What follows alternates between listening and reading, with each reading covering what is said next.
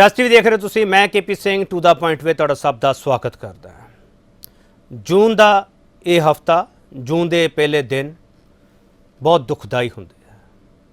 37 साल बाद भी अज भी ये जख्म है जिहड़े वो अल्ले पे है, जख्म नसूर बन चुके हैं।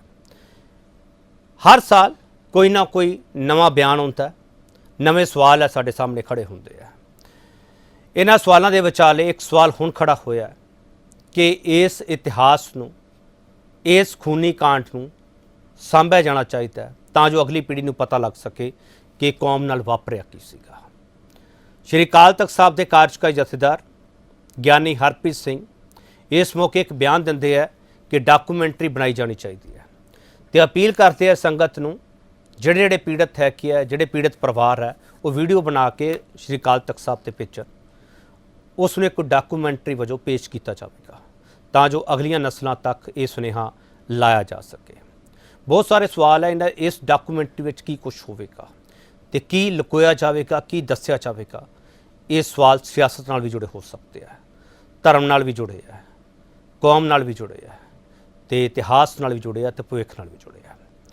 एको सवाल असीं पुछांगे, जून 84 जख्म जो नासूर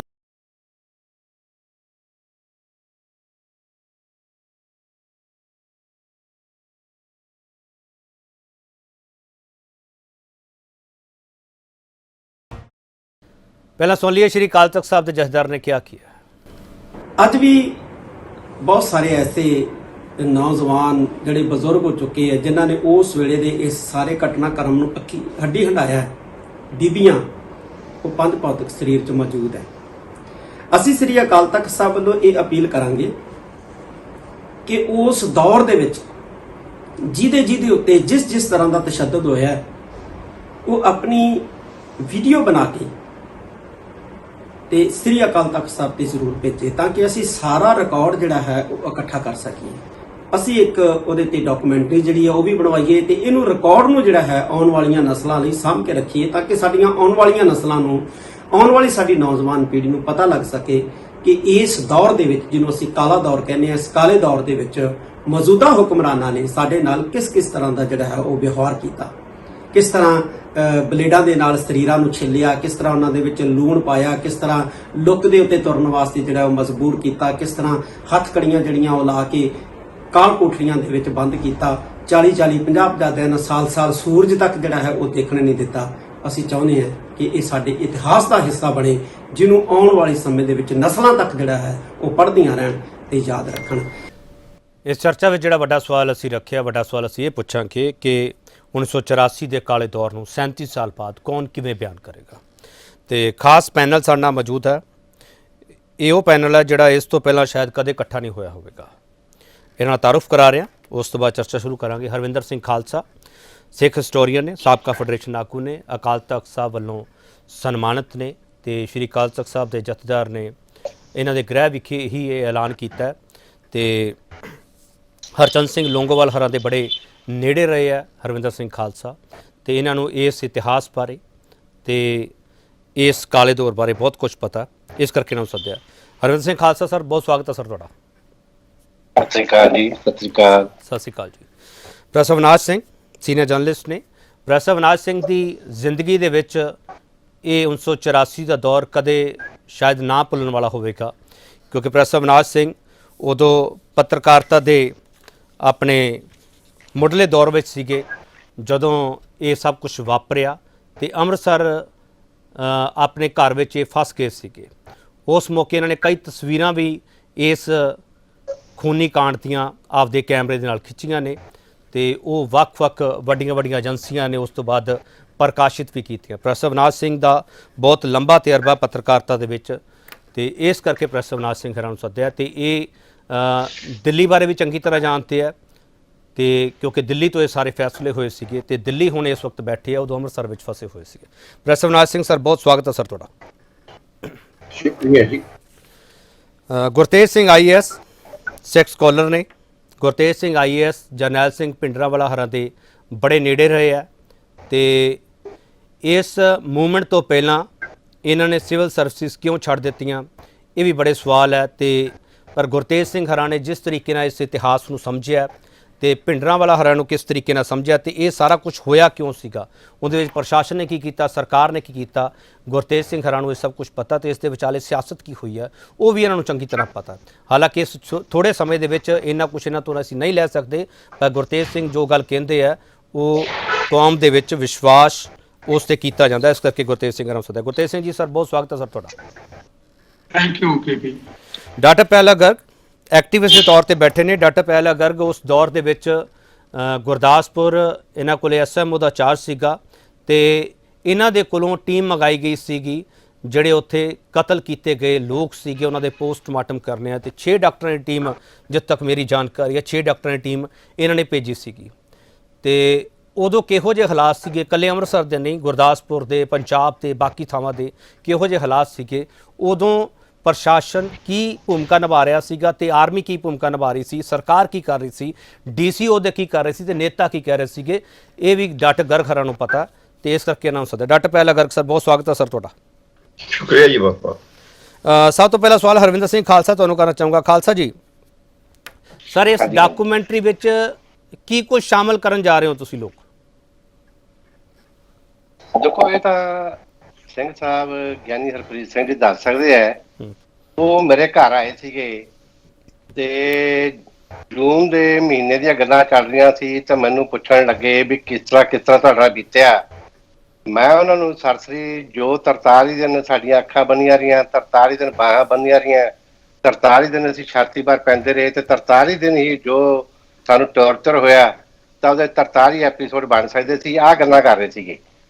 ਉਹ ਕੁਦਰਤੀ ਉਸ ਤੋਂ ਪਹਿਲਾਂ ABP ਦੀ ਟੀਵੀ ਟੀਮ ਆਈ ਵੀ ਸੀ ਤਾਂ ਉਹ ਫਿਰ ਕਹਿਣ ਲੱਗੇ ਕਿ ਖਾਲਸਾ ਤੁਸੀਂ ਮੇਰੇ ਨਾਲ ਬੈਠੋ ਤੇ ਮੈਂ ਕੋਈ ਗੱਲ ਕਰਨੀ ਹੈ ਟੀਵੀ ਨਾਲ। ਉਹਨਾਂ ਮੈਨੂੰ ਨਾਲ ਬਿਠਾ ਲਿਆ, ਉਹਨਾਂ ਨੇ ਅਨਾਉਂਸਮੈਂਟ ਕਰਤੀ, ਉਹਨਾਂ ਨੇ ਨਾਲ ਦੀ ਨਾਲ ਰਿਲੀਜ਼ ਕਰਤੀ ਤੇ ਉਹ ਇੱਕ ਚਰਚਾ ਦਾ ਵਿਸ਼ਾ ਬਣ ਗਿਆ। ਇਹ ਤਾਂ ਗੱਲ ਦੱਸ ਸਕਦੇ ਆ ਉਹ, ਲੇਕਿਨ ਜਿਹੜੀ ਤੁਸੀਂ ਗੱਲ ਜੋ ਮੈਨੂੰ ਪੁੱਛਣਾ ਚਾਹੁੰਦੇ ਹੋ ਵੀ ਕੀ ਹੋਣਾ ਚਾਹੀਦਾ, ਕਿਵੇਂ ਹੋਣਾ ਚਾਹੀਦਾ, ਉੱਥੇ ਪਹਿਲਾਂ ਕੀ ਸੀ, ਉਹ ਮੈਂ ਸਾਰਾ ਕੁਝ ਦੱਸ ਸਕਦਾ ਜਾਂ ਇਹ ਕਿਉਂ ਹੋਣਾ ਚਾਹੀਦਾ ਹੈ। ਲੇਕਿਨ ਉਹ ਪਲਾਨ ਉਹਨਾਂ ਦੀ ਹੈ, ਉਹਨਾਂ ਦੀ ਪਲਾਨ ਬਾਰੇ ਮੈਂ ਕੁਝ ਨਹੀਂ ਕਹਿ ਸਕਦਾ। ਖਾਲਸਾ ਜੀ ਚਲੋ ਤੁਸੀਂ ਇਹ ਤਾਂ ਦੱਸ ਸਕਦੇ ਹੋ ਨਾ ਕਿ ਇਸ ਡਾਕੂਮੈਂਟਰੀ ਦੇ ਵਿੱਚ ਸਿਰਫ ਪੀੜਤ ਪਰਿਵਾਰਾਂ ਦਾ ਦਰਦ, ਲੋਕਾਂ ਨਾਲ ਜਿਹੜੇ ਅਣਮਨੁੱਖੀ ਤਸ਼ੱਦਦ ਹੋਏ ਆ, ਤੁਸੀਂ ਵੀ ਉਹਨਾਂ ਵਿੱਚ ਸ਼ਾਮਲ ਹੋ, ਤੁਹਾਡੇ ਫੈਡਰੇਸ਼ਨ ਦੇ ਕਈ ਆਗੂ ਉਹਨਾਂ ਵਿੱਚ ਸ਼ਾਮਲ ਰਹੇ ਆ। ਖਾਲਸਾ ਜੀ, ਉਸ ਮੌਕੇ ਜਿਹੜੀ ਸਿਆਸਤ ਹੋਈ ਸੀ ਕਿ ਉਹ ਡਾਕੂਮੈਂਟਰੀ ਦੇ ਵਿੱਚ ਡਾਕੂਮੈਂਟਡ ਹੋਣੀ ਚਾਹੀਦੀ ਹੈ ਕਿ ਨਹੀਂ ਹੋਣੀ ਚਾਹੀਦੀ? ਖਾਲਸਾ ਜੀ ਦੇਖੋ, ਸਾਰਾ ਕੁਝ A to Z ਹੋਣਾ ਚਾਹੀਦਾ ਹੈ। ਕਿਹਦਾ ਕੀ ਰੋਲ ਹੈ, ਨੈਗੇਟਿਵ ਹੈ, ਪੋਜ਼ਿਟਿਵ ਹੈ, ਹਰ ਕੋ ਹੋਣਾ ਚਾਹੀਦਾ ਹੈ। ਲੇਕਿਨ ਕੀ ਹੈ ਕਿ ਇਤਿਹਾਸਕ ਤੌਰ ਤੇ ਬੜੀ ਗੱਲ ਸਪਸ਼ਟ ਹੈ ਕਿ ਜਿਹੜੀਆਂ ਕੌਮਾਂ ਆਪਣੇ ਇਤਿਹਾਸ ਨੂੰ ਨਹੀਂ ਸੰਭਾਲਦੀਆਂ, ਆਪਣੇ ਵਿਰਸੇ ਨੂੰ ਨਹੀਂ ਸੰਭਾਲਦੀਆਂ, ਉਹ ਸਮੇਂ ਦੇ ਨਾਲ ਬਹੁਤ ਨੁਕਸਾਨ ਉਠਾਇਆ ਕਰਦੀਆਂ। ਮੈਂ ਕੋਈ ਤੁਹਾਨੂੰ ਜਿਹੜੀ ਵੀ ਗੱਲ ਕਰੂੰਗਾ ਉਹਨੂੰ ਪ੍ਰੈਕਟੀਕਲੀ ਤੌਰ ਤੇ ਗੱਲ ਕਰੂੰਗਾ, ਵੀ ਇਸ ਤਰ੍ਹਾਂ ਜਵਾਨੀ ਕਲਾਮੀ ਗੱਲ ਨਹੀਂ ਕਰੂੰਗਾ ਵੀ ਜਿਹਦੇ ਨਾਲ ਕੋਈ ਗੱਲ ਐਵੇਂ ਜਵਾਨੀ ਹੋਵੇ। ਜਦੋਂ ਭਾਈ ਮਨੀ ਸਿੰਘ, ਭਾਈ ਤਾਰੂ ਸਿੰਘ, ਭਾਈ ਸ਼ੁਬੇਗ ਸਿੰਘ, ਸ਼ਹਿਬਾਜ਼ ਸਿੰਘ ਨੂੰ ਸ਼ਹੀਦ ਕੀਤਾ ਗਿਆ ਤਾਂ ਉਸ ਸਮੇਂ ਦੇ ਜੋ ਜਥੇਦਾਰ ਸੀਗੇ, ਜੋ ਸਮੇਂ ਦੇ ਸਾਡੇ ਗਵਾਹੀ ਕਰਨ ਵਾਲੇ ਜਥੇਦਾਰ ਸੀਗੇ, ਉਹਨਾਂ ਨੇ ਬੈਠ ਕੇ ਇੱਕ ਐਨਾਲਿਸਿਸ ਕੀਤਾ ਕਿ ਉਹ ਬੰਦੇ ਕਿਹੜੇ ਹਨ ਜਿਹੜੇ ਕਿ ਮੁਖਬਰੀਆਂ ਕਰਦੇ ਆ, ਜਿਹਦੀ ਬਦੌਲਤ ਕੌਮ ਦਾ ਨੁਕਸਾਨ ਹੋਇਆ। ਉਹ ਸਮੇਂ ਇੱਕ 36 ਉਸ ਸਮੇਂ ਦੇ ਜਿਹੜੇ ਸੂਹੇ ਸੀਗੇ ਜਾਂ ਮੁਖਬਰ ਸੀ, ਉਹਨਾਂ ਨੇ ਲਿਸਟ ਜਾਰੀ ਕੀਤੀ। ਆ 36 ਦੇ ਨਾਂ ਇਹਦੇ ਉੱਤੇ ਹੈ ਤੇ ਉਹ ਸਮੇਂ ਦੀ ਉਹ ਲਿਸਟ ਹੈ। ਉਸ ਤੋਂ ਬਾਅਦ ਜਦੋਂ ਮੁਗਲ ਰਾਜ ਆਇਆ ਤਾਂ ਮੁਗਲ ਰਾਜ ਦੇ ਸਮੇਂ ਸਾਡੇ ਤੇ ਜੋ ਅਤਿਆਚਾਰ ਹੋਏ ਤਾਂ ਉਸ ਨੂੰ ਭਾਈ ਗਿਆਨੀ ਗਿਆਨ ਸਿੰਘ ਜੀ ਅਤੇ ਉਸ ਸਮੇਂ ਦੇ ਜਿਹੜੇ ਸਾਡੇ ਵਿਦਵਾਨ, ਬਾਅਦ ਦੇ ਵਿਦਵਾਨ ਹਨ, ਉਹਨਾਂ ਨੇ ਵੀ ਜੋ ਦੱਸਿਆ ਕਿ ਮੁਗਲ ਰਾਜ ਦੇ ਸਮੇਂ ਜੋ ਅਤਿਆਚਾਰ ਹੋਏ ਹਨ, ਉਹਨਾਂ ਦੇ ਆਪਣੇ ਕਿਹੜੇ ਕਿਹੜੇ ਢੰਗ ਵਰਤੇ ਗਏ, ਉਹ ਢੰਗਾਂ ਨੂੰ ਬਿਆਨ ਕੀਤਾ। ਉਹ ਸਮੇਂ ਦੇ ਜਿਹੜੇ ਢੰਗ ਸੀਗੇ ਵੀ 25 ਤਰ੍ਹਾਂ ਦੇ, ਤੇ ਭਾਈ ਰਤਨ ਸਿੰਘ ਭੰਗੂ ਨੇ ਆਪਣੇ ਪੰਥ ਪ੍ਰਕਾਸ਼ ਦੇ ਵਿੱਚ ਸਾਰਾ ਕੁਝ ਕਲੀਅਰ ਵੀ ਕੀਤਾ। ਵੀ ਮੈਂ ਨਾਲ ਪੇਜ ਵੀ ਦਿੱਤੇ ਆ, ਕਿਉਂਕਿ ਇਹ ਜਿਹੜਾ ਸਮਾਂ ਹੁੰਦਾ ਹੈ ਇਹ ਕਿ ਇੰਨਾ ਲੰਮਾ ਸਮਾਂ ਨਹੀਂ ਹੁੰਦਾ ਕਿ ਆਪਾਂ ਕਦੇ ਕਦੇ ਗੱਲ ਨੂੰ ਬਿਆਨ ਕਰ ਸਕੀਏ। ਉਸ ਤੋਂ ਬਾਅਦ ਜਦੋਂ ਅੰਗਰੇਜ਼ ਦਾ ਸਮਾਂ ਆਇਆ ਤਾਂ ਨਾਭੇ ਦੀ ਖੂਨੀ ਕਾਰਖਾਸ, ਜਿੱਥੇ ਕਿ ਉਸ ਸਮੇਂ ਜੋ ਗ੍ਰਿਫਤਾਰੀਆਂ ਹੁੰਦੀਆਂ ਸੀ, ਜੇਲ੍ਹਾਂ 'ਚ ਜਾਂਦੇ ਸੀ, ਉਹਨਾਂ ਨਾਲ ਜੋ ਅਤਿਆਚਾਰ ਹੋਏ ਉਹ ਸਾਰੇ ਢੰਗ ਤਰੀਕੇ ਇਹਦੇ ਵਿੱਚ ਮੈਂ ਬਿਆਨ ਕੀਤੇ ਆ। ਉਹਨਾਂ ਦੇ ਮੁਤਾਬਕ ਵੀ ਉਹ ਕਿਹੜੇ ਤਰੀਕੇ ਸੀਗੇ ਜੀ। ਤੇ ਉਹ ਕਿਹੜੇ ਬੰਦੇ ਸੀ ਜਿਹੜੇ ਉਸ ਸਮੇਂ ਟੌਰਚਰ ਕਰਦੇ ਸੀ, ਭਾਵੇਂ ਉਹ ਸਿੱਖ ਸੀ, ਭਾਵੇਂ ਹਿੰਦੂ ਸੀ, ਭਾਵੇਂ ਮੁਸਲਮਾਨ ਸੀ, ਜਿਨ੍ਹਾਂ ਨੇ ਉਸ ਵੇਲੇ ਟੌਰਚਰ ਕੀਤਾ। ਠੀਕ। ਲੇਕਿਨ ਦੁੱਖ ਦੀ ਗੱਲ ਇਹ ਹੈ ਕਿ 37 ਸਾਲ ਹੋਣ ਦੇ ਬਾਵਜੂਦ ਅਸੀਂ ਇਸ ਗੱਲ ਨੂੰ ਕਰਮਬੰਦ ਨਹੀਂ ਕਰ ਸਕੇ ਕਿ ਇੰਨਾ ਵੱਡਾ ਵੀ ਇਨਸੀਡੈਂਟ ਵਾਪਰਿਆ ਹੋਵੇ ਤੇ ਜਿਹਦੇ ਨਾਲ ਕੌਮ ਇੰਨੀ ਵੱਡੀ ਪ੍ਰਭਾਵਿਤ ਹੋਈ ਹੋਵੇ, ਲੇਕਿਨ ਅਸੀਂ ਕੁਛ ਨਾ ਕਰ ਸਕੇ।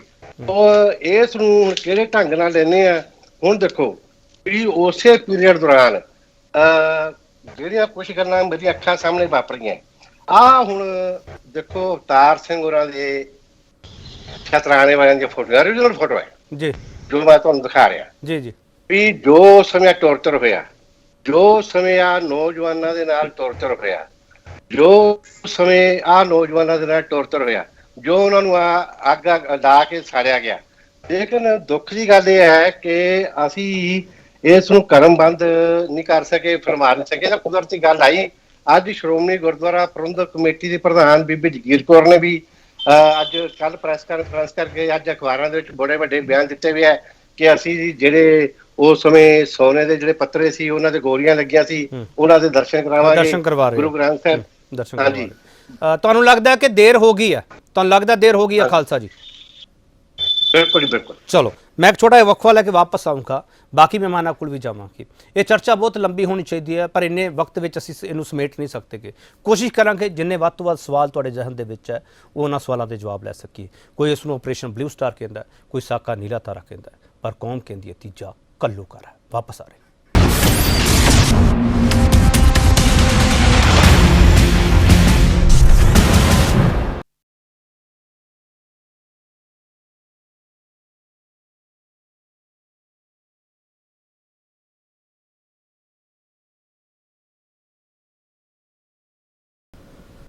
ਇੱਕ ਵਾਰ ਫਿਰ ਤੁਹਾਡਾ ਸਵਾਗਤ ਕਰਦੇ ਹਾਂ। ਤੇ ਅਸੀਂ ਵੱਡਾ ਸਵਾਲ ਇੱਕੋ ਪੁੱਛ ਰਹੇ ਹਾਂ, 1984 ਦੇ ਕਾਲੇ ਦੌਰ ਨੂੰ 37 ਸਾਲ ਬਾਅਦ ਕੌਣ ਕਿਵੇਂ ਬਿਆਨ ਕਰੇਗਾ?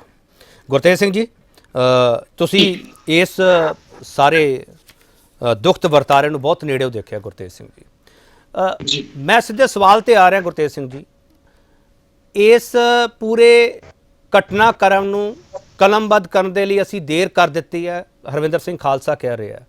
ਗੁਰਤੇਜ ਸਿੰਘ ਜੀ, ਇਸ ਦੇਰੀ ਦੇ ਪਿੱਛੇ ਕੋਈ ਸਿਆਸੀ ਵਜ੍ਹਾ ਤਾਂ ਨਹੀਂ ਤੁਹਾਨੂੰ ਲੱਗਦੀ? ਤੁਸੀਂ ਬਿਲਕੁਲ ਠੀਕ ਗੱਲ ਕਹੀ ਹੈ। ਇਸ ਦੇਰੀ ਦੇ ਪਿੱਛੇ ਸਿਆਸੀ ਵਜੂਹਾਤ ਹੀ ਹਨ, ਇਹਨਾਂ ਤੋਂ ਇਲਾਵਾ ਕੁਝ ਨਹੀਂ।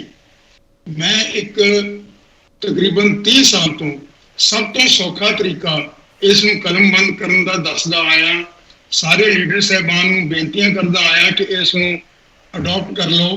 ਤੇ ਤੁਹਾਨੂੰ ਦਿਨਾਂ ਦੇ ਵਿੱਚ ਸਾਰੇ ਜਿੰਨੇ ਸ਼ਹੀਦ ਹੋਏ ਸੀ ਇਸ ਸਮੇਂ ਦੇ ਵਿੱਚ, ਮੇਰੇ ਅੰਦਾਜ਼ੇ ਅਨੁਸਾਰ 2.5 ਲੱਖ ਲੋਕ ਸ਼ਹੀਦ ਹੋਏ ਸੀ। ਉਹਨਾਂ ਸਾਰਿਆਂ ਦੀ ਫਰਿਸ਼ਤ ਤੁਹਾਨੂੰ ਇੱਕ ਮਹੀਨੇ ਦੇ ਵਿੱਚ ਮਿਲ ਜਾਏਗੀ। ਸਰ ਗੁਰਤੇਜ ਸਿੰਘ ਜੀ, ਇਹ ਗਿਣਤੀ ਦੁਬਾਰਾ ਦੱਸ ਦਿਓ। 2.5 ਲੱਖ ਲੋਕ ਕਹਿ ਰਹੇ ਹੋ ਤੁਸੀਂ?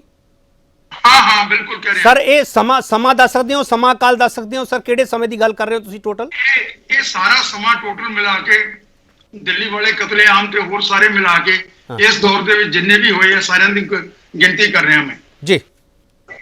ਅੱਛਾ, ਉਸ ਇੱਕ ਸਿੰਪਲ ਤਰੀਕਾ ਸੀ। ਉਹ ਤਰੀਕਾ ਇਹ ਸੀ ਕਿ ਲੋਕ ਕਿਤੋਂ ਤਾਂ ਆਏ ਹੋਣਗੇ ਨਾ ਜਿਹੜੇ ਸ਼ਹੀਦ ਹੋਏ ਨੇ, ਸਾਰੇ ਪਰਿਵਾਰਾਂ ਨੂੰ ਪਤਾ ਵੀ ਸਾਡੇ ਲੋਕ ਸ਼ਹੀਦ ਹੋਏ ਨੇ। ਪਿੰਡਾਂ ਦੇ ਵਿੱਚ ਛੱਪੜ ਅੱਜ ਕੱਲ੍ਹ ਬੰਦ ਹੋ ਗਏ ਨੇ, ਉੱਥੇ ਇੱਕ ਸ਼ਹੀਦੀ ਬਾਗ ਬਣਾ ਦਿਓ ਜਿਹਦੇ ਨਾਲ ਸਿਰਫ 1.5 ਫੁੱਟ ਦੀ ਤਖਤੀ ਸੰਗਮਰਮਰ ਦੀ ਲਾ ਕੇ ਇੱਕ ਦਰਖਤ ਬੀਜ ਦਿਓ। ਉਸ ਸ਼ਹੀਦ ਦੇ ਨਾਂ ਦੇ ਉੱਤੇ ਜਿਹੜਾ ਉੱਥੇ ਸ਼ਹੀਦ ਹੋਇਆ, ਉਸ ਤਖਤੀ ਦੇ ਉੱਤੇ ਦੱਸਿਆ ਹੋਵੇ ਕਿ ਕਿੰਨਾ ਹਾਲਤਾਂ ਦੇ ਵਿੱਚ ਉਹ ਸ਼ਹੀਦ ਹੋਇਆ, ਔਰ ਇਹਨਾਂ ਤਖਤੀਆਂ ਦੀਆਂ ਇਬਾਰਤ ਨੂੰ ਸੈਂਟਰ ਜਗ੍ਹਾ ਦੇ ਉੱਤੇ ਇਕੱਠੇ ਕਰ ਲਓ। ਇਹ ਪਤਾ ਨਹੀਂ ਕੀ ਬਿਮਾਰੀ ਹੈ, ਕੀ ਇਸ ਦੇ ਵਿੱਚ ਨੁਕਸ ਹੈ, ਜਾਂ ਮੇਰੇ ਮੂੰਹ ਚੋਂ ਨਿਕਲ ਗਈ ਵਿਚਾਰੀ ਇਹ ਇਸ ਦਾ ਇਹਨੂੰ ਕੋਈ ਸ਼ਰਾਪ ਹੈ। ਇਹਨੂੰ ਕਿਉਂ ਅਡਾਪਟ ਨਹੀਂ ਕੀਤਾ ਜਾ ਰਿਹਾ, ਮੈਨੂੰ ਬਿਲਕੁਲ ਕੋਈ ਸਮਝ ਨਹੀਂ ਆ ਰਹੀ। ਤੇ ਸਰ ਗੁਰਤੇਜ ਸਿੰਘ ਜੀ ਅੱਜ ਕਿਉਂ ਅਡਾਪਟ ਕੀਤਾ ਜਾ ਰਿਹਾ, ਤੁਹਾਨੂੰ ਸਮਝ ਆ ਰਹੀ ਹੈ? 37 ਸਾਲ ਬਾਅਦ ਕਿਉਂ ਅਡਾਪਟ ਕੀਤਾ ਜਾ ਰਿਹਾ? ਬਿਲਕੁਲ ਮੈਨੂੰ ਸਾਫ਼ ਕਲੀਅਰ ਸਮਝ ਆ ਰਹੀ ਹੈ। ਕਿਉਂ ਨਹੀਂ ਕੀਤਾ ਜਾ ਰਿਹਾ ਮੈਨੂੰ ਇਹ ਵੀ ਪਤਾ ਹੈ, ਔਰ ਅੱਜ ਕਿਉਂ ਕੀਤਾ ਜਾ ਰਿਹਾ ਹੈ? 2022 ਦੀਆਂ ਚੋਣਾਂ ਨੇੜੇ ਆ ਗਈਆਂ ਹਾਂ ਔਰ ਜਿਹੜੇ ਇਹਨਾਂ ਦੇ ਆਕਾ ਹਨਗੇ ਜਿਨ੍ਹਾਂ ਨੇ ਇਹਨਾਂ ਨੂੰ ਅਪਾਇੰਟ ਕੀਤਾ ਹੈ, ਜਿਹੜੇ ਇਹਨਾਂ ਦੇ ਰੋਟੀ ਪਾਣੀ ਦਾ ਇੰਤਜ਼ਾਮ ਕਰਦੇ ਹਨ ਤਨਖਾਹਾਂ ਦਾ, ਉਹਨਾਂ ਨੂੰ ਮੋੜ ਕੇ ਸਿਆਸਤ ਦੇ ਵਿੱਚ ਲਿਆਉਣਾ ਹੈ। ਉਹਨਾਂ ਦੀ ਸ਼ਾਖ ਡਿੱਗੀ ਹੋਈ ਹੈ ਔਰ ਇਸ ਵਾਸਤੇ ਅਸੀਂ ਸਾਰਾ ਤਰਕਤ ਕਰ ਰਹੇ ਹਾਂ। ਵਰਨਾ ਇਸ ਤਰ੍ਹਾਂ ਦੇ ਕਈ ਮਸਲੇ ਕੌਮ ਦੇ ਸਾਹਮਣੇ ਪੈਂਡਿੰਗ ਪਏ ਨੇ ਔਰ ਇੰਨੀ ਦੇਰ ਤੋਂ ਪਏ ਨੇ, ਠੀਕ ਕੋਈ ਇਹਨਾਂ ਦੇ ਵੱਲ ਧਿਆਨ ਨਹੀਂ ਦੇ ਰਿਹਾ। ਗੁਰਤੇਜ ਸਿੰਘ ਜੀ ਵਾਪਸ ਆਉਂਗਾ ਤੁਹਾਡੇ ਕੋਲ। ਪ੍ਰਸਭਨਾਥ ਸਿੰਘ ਜੀ, ਪ੍ਰਸਭਨਾਥ ਸਿੰਘ, ਤੁਸੀਂ ਉਸ ਦੌਰ ਨੂੰ ਦੇਖਿਆ, ਤੁਸੀਂ ਆਪਦੇ ਕੈਮਰੇ ਦੇ ਲੈਂਸ ਜ਼ਰੀਏ ਉਸ ਨੂੰ ਕੈਦ ਵੀ ਕੀਤਾ ਹੋਇਆ। ਪ੍ਰਸਭਨਾਥ ਸਿੰਘ, ਤੁਹਾਡੇ ਕੋਲ ਕੋਈ ਇਹੋ ਜਿਹੇ ਦਸਤਾਵੇਜ਼ ਹੈਗੇ ਆ ਜਿਹੜੇ ਇਸ ਡਾਕੂਮੈਂਟਰੀ ਦੇ ਲਈ ਕੋਈ ਸਹਾਇਕ ਹੋ ਸਕਦੇ ਆ? ਦੇਖੋ, ਇਸ ਤਰ੍ਹਾਂ ਹੈ ਕਿ ਮੈਂ 1984 ਵਿੱਚ ਇੱਕ ਸਪੋਰਟਸ ਰਿਪੋਰਟਰ ਸੀ ਔਰ ਮੈਂ 1 ਜੂਨ ਨੂੰ ਸਵੇਰੇ अर्ਲੀ ਮਾਰਨਿੰਗ ਅੰਮ੍ਰਿਤਸਰ ਪਹੁੰਚਿਆ ਕਿਉਂਕਿ ਮੈਂ ਮੁੰਬਈ ਤੋਂ ਨਵਾਂ ਕੈਮਰਾ, ਮੁੰਬਈ ਦੇ ਵਿੱਚ ਕੋਈ ਨੈਸ਼ਨਲ ਐਥਲੈਟਿਕ ਮੀਟ ਸੀ, ਉਹਨੂੰ ਕਵਰ ਕਰਕੇ ਜਦੋਂ ਮੈਂ ਅੰਮ੍ਰਿਤਸਰ ਪਹੁੰਚਿਆ, ਮੇਰੇ ਫਾਦਰ ਜਿਹੜੇ ਹਨ ਬਾਜ਼ਾਰ 36 ਖੂਜ ਵਿੱਚ ਸਨ ਤੇ ਮੇਰੇ ਇਨ-ਲॉज ਦਾ ਘਰ ਜਿਹੜਾ ਸੀ ਉਹ ਪਰਿਕਰਮਾ ਦੇ ਨਾਲ ਇੱਕ 7 ਸਟੋਰੀ ਬਿਲਡਿੰਗ ਸੀ ਜਿੱਥੋਂ ਕਿ ਮੈਂ ਉਹ ਸ਼ੂਟ ਕਰ ਸਕਿਆ। ਇਸ ਇਨਸੀਡੈਂਟ ਨੇ ਜਾਂ ਜੋ ਵੀ ਅਸੀਂ ਇਹਨੂੰ ਘੱਲੂਕਾਰਾ ਕਹਿੰਦੇ ਆ, ਇਸ ਤੋਂ ਬਾਅਦ ਮੇਰੀ ਲਾਈਫ ਇਸ ਤਰ੍ਹਾਂ ਚੇਂਜ ਹੋਈ ਕਿ ਹੌਲੀ ਹੌਲੀ ਮੈਂ ਸਪੋਰਟਸ ਰਿਪੋਰਟਰ ਬਣ ਗਿਆ। ਜੋ ਦੇਖਿਆ ਉਹ ਹੁਣ ਵੀ ਉੱਥੋਂ ਦੀਆਂ ਪਿਕਚਰਸ ਅੱਜ ਵੀ ਅਜਲਾ ਸਰਦਾਰ ਹਰਮਿੰਦਰ ਸਿੰਘ ਜਿਹੜੇ ਫਿਲਮ ਵਾਲੇ ਨੇ ਅੰਮ੍ਰਿਤਸਰ ਦੇ ਵਿੱਚ, ਜਿਨ੍ਹਾਂ ਕੋਲ ਅਸੀਂ ਫੋਟੋਜ਼ ਰੱਖੀਆਂ ਹੋਈਆਂ ਸੀ, ਫੋਟੋਜ਼ ਵੀ ਹੈਗੀਆਂ ਉਸ ਵੇਲੇ ਦਾ ਸੈਪਟੰਬਰ 84 ਦੇ ਵਿੱਚ ਸੂਰਿਆ ਮੈਗਜ਼ੀਨ, ਸੈਪਟੰਬਰ 84 ਦਾ ਪ੍ਰੋਬ ਮੈਗਜ਼ੀਨ ਔਰ ਉਸ ਵੇਲੇ ਦਾ ਇੰਡੀਆ ਟੁਡੇ, ਪਲੱਸ ਕੁਝ ਪਿਕਚਰ ਜਿਹੜੀਆਂ ਸਰਕਾਰੀ ਉਹ ਮੇਰੇ ਅਖਬਾਰ ਹਿੰਦੁਸਤਾਨ ਟਾਈਮ ਨੇ ਯੂਜ਼ ਕੀਤੀਆਂ, ਇੰਨੀਆਂ ਬਾਕੀ ਸੀ। ਜੇ ਆਰਮੀ ਵਾਲੇ ਲੰਗਰ ਦੀ ਬਿਲਡਿੰਗ ਨੂੰ ਦੁਬਾਰਾ ਬਣਾ ਰਹੇ ਸਨ ਜਾਂ ਡੋਮ ਬਣਾ ਰਹੇ ਸੀ, ਉਹ ਪਿਕਚਰਸ ਹਿੰਦੁਸਤਾਨ ਟਾਈਮ ਨੇ ਲਿੱਤੀਆਂ। ਸੂਰਿਆ ਇੰਡੀਆ ਜਿਹੜਾ ਹੈ, ਜਿਹੜਾ ਇਸ਼ੂ ਸੀ ਔਰ ਉਹ ਇਸ਼ੂ ਰੀਪ੍ਰਿੰਟ ਹੋ ਕੇ 2.5 ਲੱਖ ਵਿਕਿਆ, ਉਹਦੇ ਵਿੱਚ ਪਿਕਚਰਸ ਮੌਜੂਦ ਨੇ। ਕੁਝ ਪਿਕਚਰਸ ਮੇਰੇ ਨਾਲ ਚੋਂ 2 ਦਾ ਮੈਂ ਕਿਉਂਕਿ ਮੈਂ ਚੈੱਕ ਕਰਨਾ ਚਾਹਾਂਗਾ, 2 ਪਿਕਚਰਸ ਇਹੋ ਜਿਹੀਆਂ ਨੇ ਕਿ ਭਾਈ ਅਮਰੀਕ ਸਿੰਘ ਨੂੰ ਔਰ ਜਨਰਲ ਸ਼ਾਬੇਜ਼ ਸਿੰਘ ਨੂੰ ਉਹਨਾਂ ਨੇ ਫੜਿਆ ਹੋਇਆ ਔਰ ਅੱਖਾਂ ਬੰਨੀਆਂ ਹੋਈਆਂ, ਹੱਥ ਪਿੱਛੇ ਨੇ। ਇਹਨੂੰ ਲੋਕ ਕੰਟਰੋਵਰਸ਼ੀਅਲ ਕਹਿੰਦੇ ਨੇ ਔਰ ਮੈਂ ਉਹਨਾਂ 6 ਵਿੱਚੋਂ ਇੱਕ ਸੀ ਜਿਨ੍ਹਾਂ ਨੂੰ ਜਿਹੜਾ ਹੈ ਲਿਜਾ ਕੇ ਆਪਣਾ ਅੰਦਰ ਲਿਜਾ ਕੇ ਪਿੰਡਰਾਂ ਵਾਲੇ ਦੀ ਜਿਹੜੀ ਡੈਡ ਬੋਡੀ ਹੈ।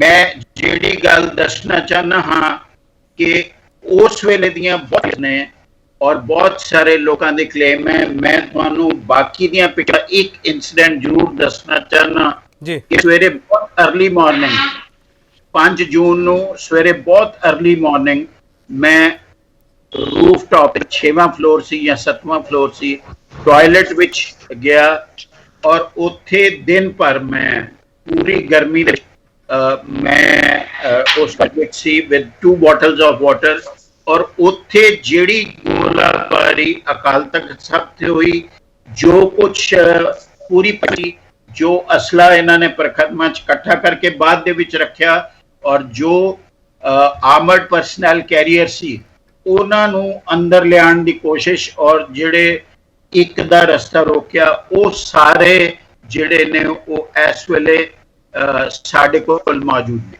ਕੇਪੀ ਸਿੰਘ। ਠੀਕ ਹੈ ਅਵਨਾਸ਼ ਸਿੰਘ ਜੀ, ਬਹੁਤ ਇੰਪੋਰਟੈਂਟ ਇਨਫੋਰਮੇਸ਼ਨ ਤੁਸੀਂ ਦੇ ਰਹੇ ਹੋ। ਡਾਕਟਰ ਗਰਗ ਸਰ, ਉਦੋਂ ਤੁਹਾਡੇ ਕੋਲ ਡਾਕਟਰਾਂ ਦੀ ਟੀਮ ਮੰਗਾਈ ਗਈ ਸੀ, ਕੀ ਕਹਿ ਕੇ ਉਹਨਾਂ ਨੂੰ ਮੰਗਾਇਆ ਗਿਆ ਸੀ? ਮੈਂ ਤੁਹਾਡੇ ਤੋਂ ਥੋੜਾ ਜਾਣਨਾ ਚਾਹੁੰਦਾ, ਫਿਰ ਉਸ ਤੋਂ ਬਾਅਦ ਮੈਂ ਅਗਲਾ ਸਵਾਲ ਕਰੂੰਗਾ। ਦੇਖੋ, ਇਹ ਤਾਂ ਸਾਡੀ ਆਪਦੀ ਅੰਡਰਸਟੈਂਡਿੰਗ ਸੀ। ਉਹਨਾਂ ਨੇ ਸਾਨੂੰ ਆਖਿਆ ਸੀ ਵੀ 6 ਡਾਕਟਰ ਸਾਨੂੰ ਦਿਓ ਤੇ ਸ਼ਾਮ ਨੂੰ 6 ਵਜੇ ਮੇਰੇ ਕੋਲ ਆਰਮੀ ਦਾ ਰੁਕਾ ਆਇਆ।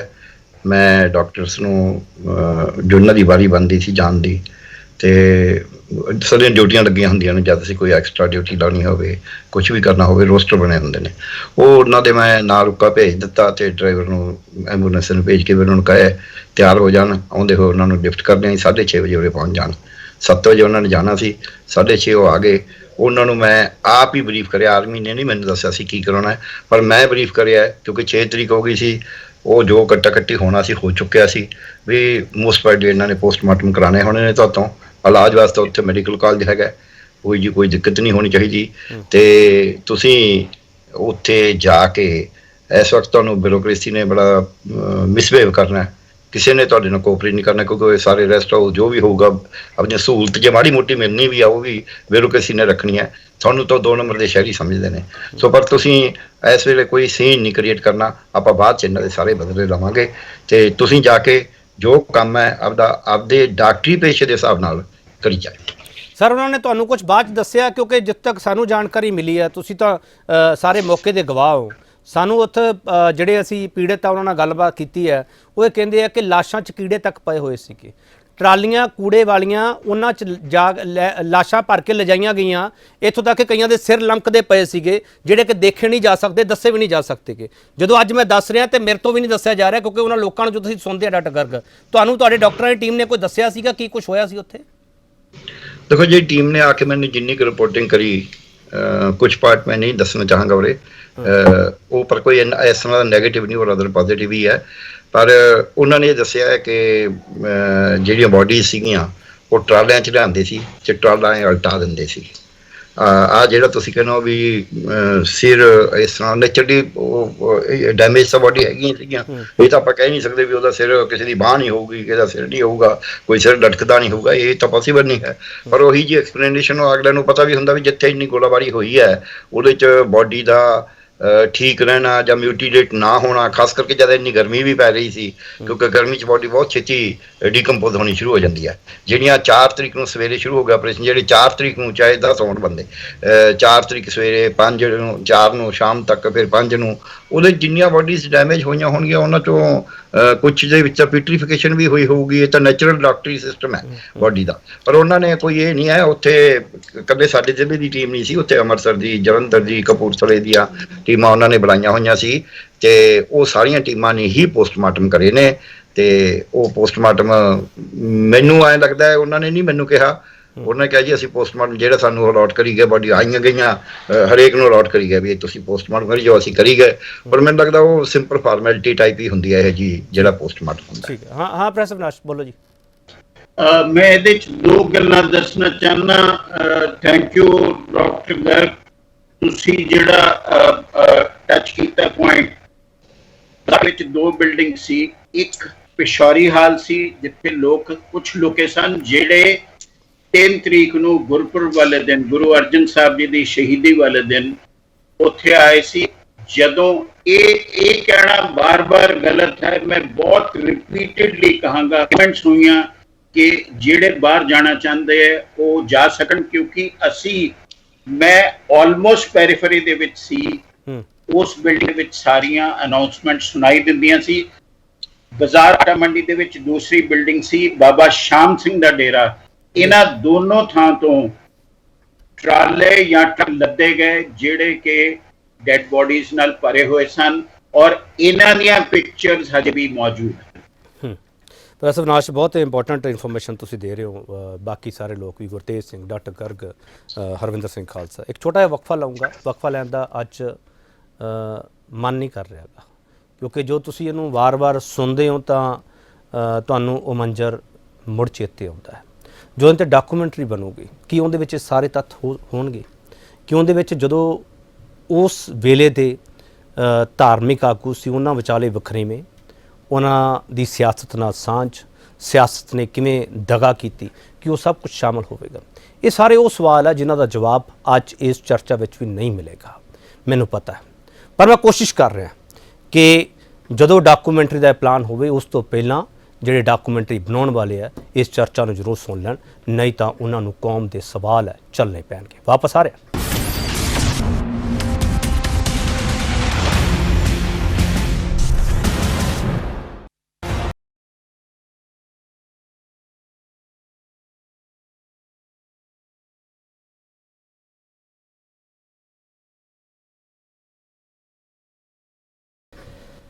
ਇੱਕ ਵਾਰ ਫਿਰ ਤੁਹਾਡਾ ਸਵਾਗਤ ਕਰਦੇ ਹਾਂ ਕਿ ਡੀਕੋਡ ਕਰੇਗੀ ਡਾਕੂਮੈਂਟਰੀ। ਅਸੀਂ ਵੱਡਾ ਸਵਾਲ ਇੱਕੋ ਪੁੱਛ ਰਹੇ ਹਾਂ, 1984 ਦੇ ਕਾਲੇ ਦੌਰ ਨੂੰ 37 ਸਾਲ ਬਾਅਦ ਕੌਣ ਕਿਵੇਂ ਬਿਆਨ ਕਰੇਗਾ। ਗੁਰਤੇਜ ਸਿੰਘ ਜੀ, ਤੁਸੀਂ ਜਰਨੈਲ ਸਿੰਘ ਭਿੰਡਰਾਂਵਾਲਾ ਦੇ ਬੜੇ ਨੇੜੇ ਰਹੇ ਹੋ। ਮੈਨੂੰ ਵਾਰ-ਵਾਰ ਇਹ ਦੱਸਣੀ ਪੈ ਰਹੀ ਹੈ ਗੱਲ, ਕਿਉਂਕਿ ਸਾਰੇ ਦਰਸ਼ਕਾਂ ਨੂੰ ਸਮਝ ਆ ਜਾਵੇ ਕਿ ਉਦੋਂ ਭਿੰਡਰਾਂਵਾਲਾ ਕੀ ਸੋਚਦੇ ਸੀਗੇ ਜਦੋਂ ਇਹ ਸਭ ਕੁਝ ਵਾਪਰਿਆ। ਕਈ ਲੋਕ ਅੱਜ ਵੀ ਕਹਿੰਦੇ ਆ ਕਿ ਭਿੰਡਰਾਂਵਾਲੇ ਨੂੰ ਖੜਾ ਕੀਤਾ ਗਿਆ ਇੰਦਰਾ ਗਾਂਧੀ ਵੱਲੋਂ ਤੇ ਇੰਦਰਾ ਗਾਂਧੀ ਵੱਲੋਂ ਹੀ ਮਰਵਾ ਦਿੱਤਾ ਗਿਆ। ਗੁਰਤੇਜ ਸਿੰਘ ਜੀ, ਇਸ ਵਿੱਚ ਕੋਈ ਸੱਚਾਈ ਹੈ? ਇਸ ਦੇ ਵਿੱਚ ਇੰਨਾ ਵੱਡਾ ਝੂਠ ਹੈ ਜਿੰਨਾ ਕਿ ਵੱਡਾ ਝੂਠ ਕੋਈ ਹੋ ਸਕਦਾ ਹੈ। ਕਦੇ ਕੋਈ ਆਪਣੇ ਬੰਦਿਆਂ ਨੂੰ ਮਰਵਾਉਂਦਾ ਹੁੰਦਾ ਹੈ, ਕਦੇ ਕੋਈ ਆਪਣੇ ਬੰਦਿਆਂ ਨੂੰ ਇਸ ਤਰ੍ਹਾਂ ਖੜੇ ਕਰਦਾ ਹੁੰਦਾ ਹੈ। ਜਿੰਨੀ ਦੇਰ ਤੱਕ ਮੈਂ ਜਿਸ ਹੱਦ ਤੱਕ ਮੈਂ ਸੰਤ ਦੇ ਕੈਰੈਕਟਰ ਨੂੰ ਜਾਣਦਾ ਔਰ ਉਹਨਾਂ ਨੂੰ ਸਟੱਡੀ ਕੀਤਾ ਹੈ, ਉਹਨਾਂ ਨੂੰ ਉਸ ਸਮੇਂ ਦੇ ਵਿੱਚ ਮੈਂ ਜੋ ਨੇੜੇ ਹੋ ਕੇ ਵੇਖਿਆ, ਉਹ ਇੱਕ ਬਹੁਤ ਸੱਚਾ ਸੁੱਚਾ ਇਨਸਾਨ ਸੀ ਔਰ ਆਪਣੇ ਲੋਕਾਂ ਵਾਸਤੇ, ਆਪਣੇ ਪੰਜਾਬ ਵਾਸਤੇ ਲੜ ਰਿਹਾ ਸੀ। ਉਸ ਨੂੰ ਕੋਈ ਖੜਾ ਨਹੀਂ ਸੀ ਕਰ ਸਕਦਾ। ਆ ਸਾਰੇ ਦਾ ਸਾਰਾ ਤੁਹਾਡਾ ਅਕਾਲੀ ਦਲ ਰਲ ਕੇ ਉਸ ਨੂੰ ਇੱਕ ਵੀ ਆਪਣੇ ਟੀਚੇ ਤੋਂ ਟਸ ਤੋਂ ਮਸ ਨਹੀਂ ਸੀ ਕਰ ਸਕਿਆ। ਜੋ ਉਸਨੇ ਧਾਰ ਲਿਆ ਸੀ ਮਨ ਦੇ ਵਿੱਚ, ਉਸ ਦੇ ਉੱਤੇ ਹੀ ਪੱਕਾ ਰਿਹਾ। ਉਹ ਇੱਕ ਬਹੁਤ ਦ੍ਰਿੜ ਕਿਸਮ ਦਾ ਸਿੱਖਿਆ ਹੋਇਆ ਔਰ ਸਾਰਾ ਇੱਕ ਟ੍ਰੇਨਡ ਮੈਂਟੈਲਿਟੀ ਵਾਲਾ ਇਨਸਾਨ ਸੀ ਔਰ ਉਹ ਗੁਰੂ ਦੇ ਨਾਲ ਮੋਹ ਰੱਖਦਾ ਸੀ ਔਰ ਮੁਕੰਮਲ ਤੌਰ ਦੇ ਉੱਤੇ ਪੰਜਾਬ ਦੇ ਭਲੇ ਵਾਸਤੇ ਸਮਰਪਿਤ ਸੀ। ਗੁਰਤੇਜ ਸਿੰਘ ਜੀ, ਲੋਕ ਇਹ ਵੀ ਸਵਾਲ ਕਰਦੇ ਆ, ਤੁਸੀਂ ਇਸ ਸਵਾਲ ਨੂੰ ਤਾਂ ਨਕਾਰਤਾ ਵੀ ਇਹ ਬਹੁਤ ਫਜ਼ੂਲ ਦਾ ਸਵਾਲ ਆ ਜਿਹੜਾ ਵਾਰ-ਵਾਰ ਪੁੱਛਿਆ ਜਾਂਦਾ, ਵਾਰ-ਵਾਰ ਖੜਾ ਕੀਤਾ ਜਾਂਦਾ। ਜਰਨੈਲ ਸਿੰਘ ਉੱਥੇ ਕਿਉਂ ਲੁਕੇ ਸੀਗੇ? ਲੁਕੇ ਸੀ ਜਾਂ ਉੱਥੇ ਠਹਿਰੇ ਹੋਏ ਸੀ? ਕੀ ਆ ਉਹ ਸੱਚ? ਕੀ ਆ? ਦੇਖੋ, ਇਹ ਉਹਦੇ ਗੁਰੂ ਦਾ ਘਰ ਸੀਗਾ। ਹਾਂ, ਸਾਡਾ ਸਾਂਝਾ ਘਰ ਹੈ ਸਾਰਿਆਂ ਦਾ।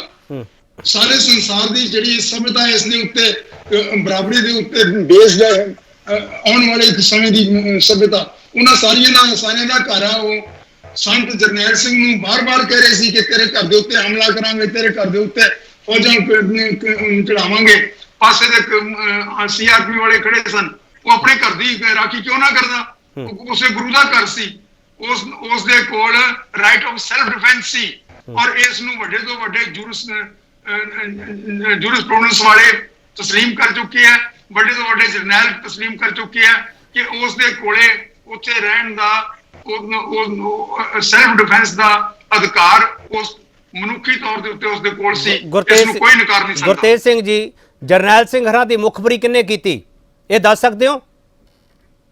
ਜਰਨੈਲ ਸਿੰਘ ਹੋਰਾਂ ਦੀ ਮੁਖਬਰੀ ਤਾਂ ਦੇਖੋ, ਜੇ ਤਾਂ ਕਹੀਏ ਕਿ ਜੀ ਇਹਨਾਂ ਦੀਆਂ ਗੱਲਾਂ ਕਿਸੇ ਨੇ ਦੱਸੀਆਂ, ਗੱਲਾਂ ਤਾਂ ਉਹਨਾਂ ਦੀਆਂ ਸਾਰੀਆਂ ਸਿੱਧੀਆਂ ਹੁੰਦੀਆਂ ਸਨ ਤੇ ਸਟੇਜ ਦੇ ਉੱਤੋਂ ਰੋਜ਼ ਸ਼ਾਮ ਨੂੰ ਅਨਾਉਂਸ ਕਰਦੇ ਸਨ।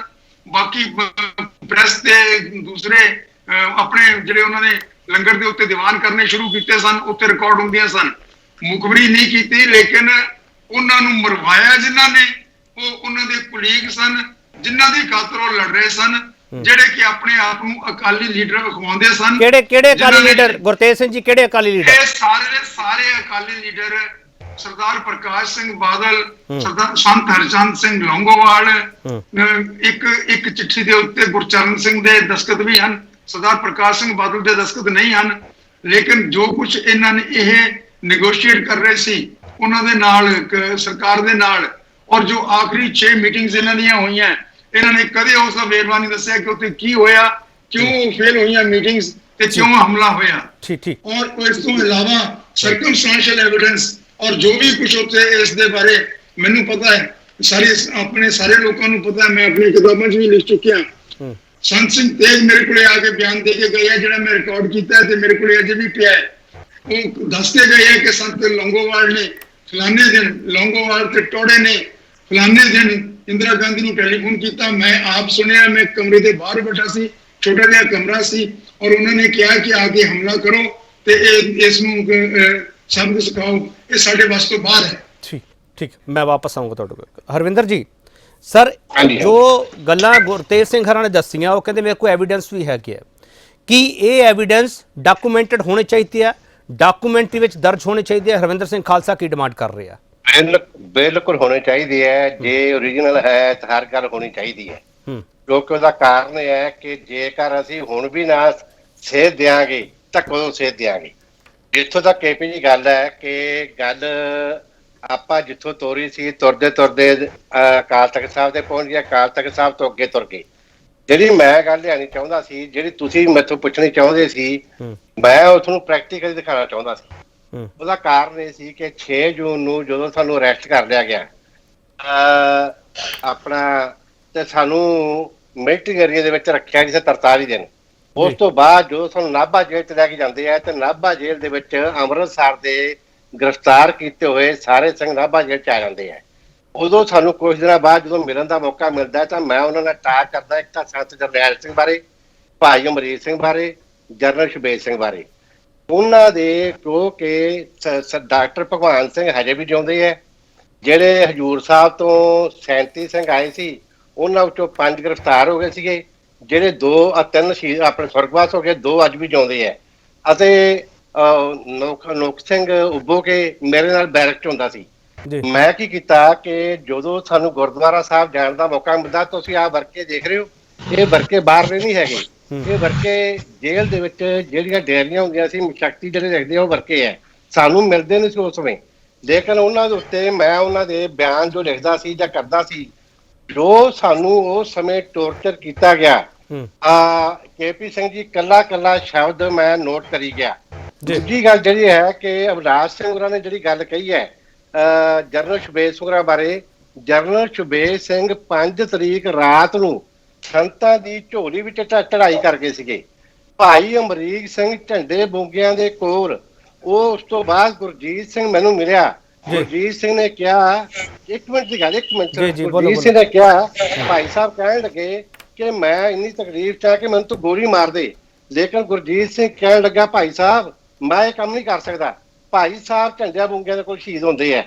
ਤੇ ਗੁਰਜੀਤ ਸਿੰਘ ਫਿਰ ਉੱਥੋਂ ਨਿਕਲਦਾ ਹੈ। ਉਸ ਤੋਂ ਬਾਅਦ ਫੈਡਰੇਸ਼ਨ ਅੱਗੇ ਤੋਰਦਾ ਹੈ। ਕਹਿਣ ਦਾ ਭਾਵ ਇਹ ਹੈ, ਇਹ ਸਾਰੀਆਂ ਗੱਲਾਂ ਜੇ ਤੁਹਾਨੂੰ ਇਸ ਗੱਲ ਤੋਂ ਪਤਾ ਹੋਣਾ ਚਾਹੀਦਾ, ਮੇਰੀਆਂ 5 ਲਿਖਤਾਂ ਭਾਰਤ ਸਰਕਾਰ ਨੇ ਬੈਨ ਕੀਤੀਆਂ, ਜਿਹਦੇ ਤੇ 1967 ਦਾ ਐਕਟ ਲੱਗਿਆ। ਸਰ ਮੇਰਾ ਸਵਾਲ ਵੀ ਇਹੀ ਹੈ ਹਰਵਿੰਦਰ ਜੀ, ਮੇਰਾ ਸਵਾਲ ਵੀ ਇਹੀ ਹੈ ਕਿ ਇਹ ਡਾਕੂਮੈਂਟਰੀ ਜਿੰਦੇ ਵਿੱਚ ਇਹ ਸਾਰਾ ਕੁਝ ਡਾਕੂਮੈਂਟਡ ਹੋ ਜਾਵੇਗਾ, ਉਹ ਬੈਨ ਨਹੀਂ ਹੋਊਗਾ?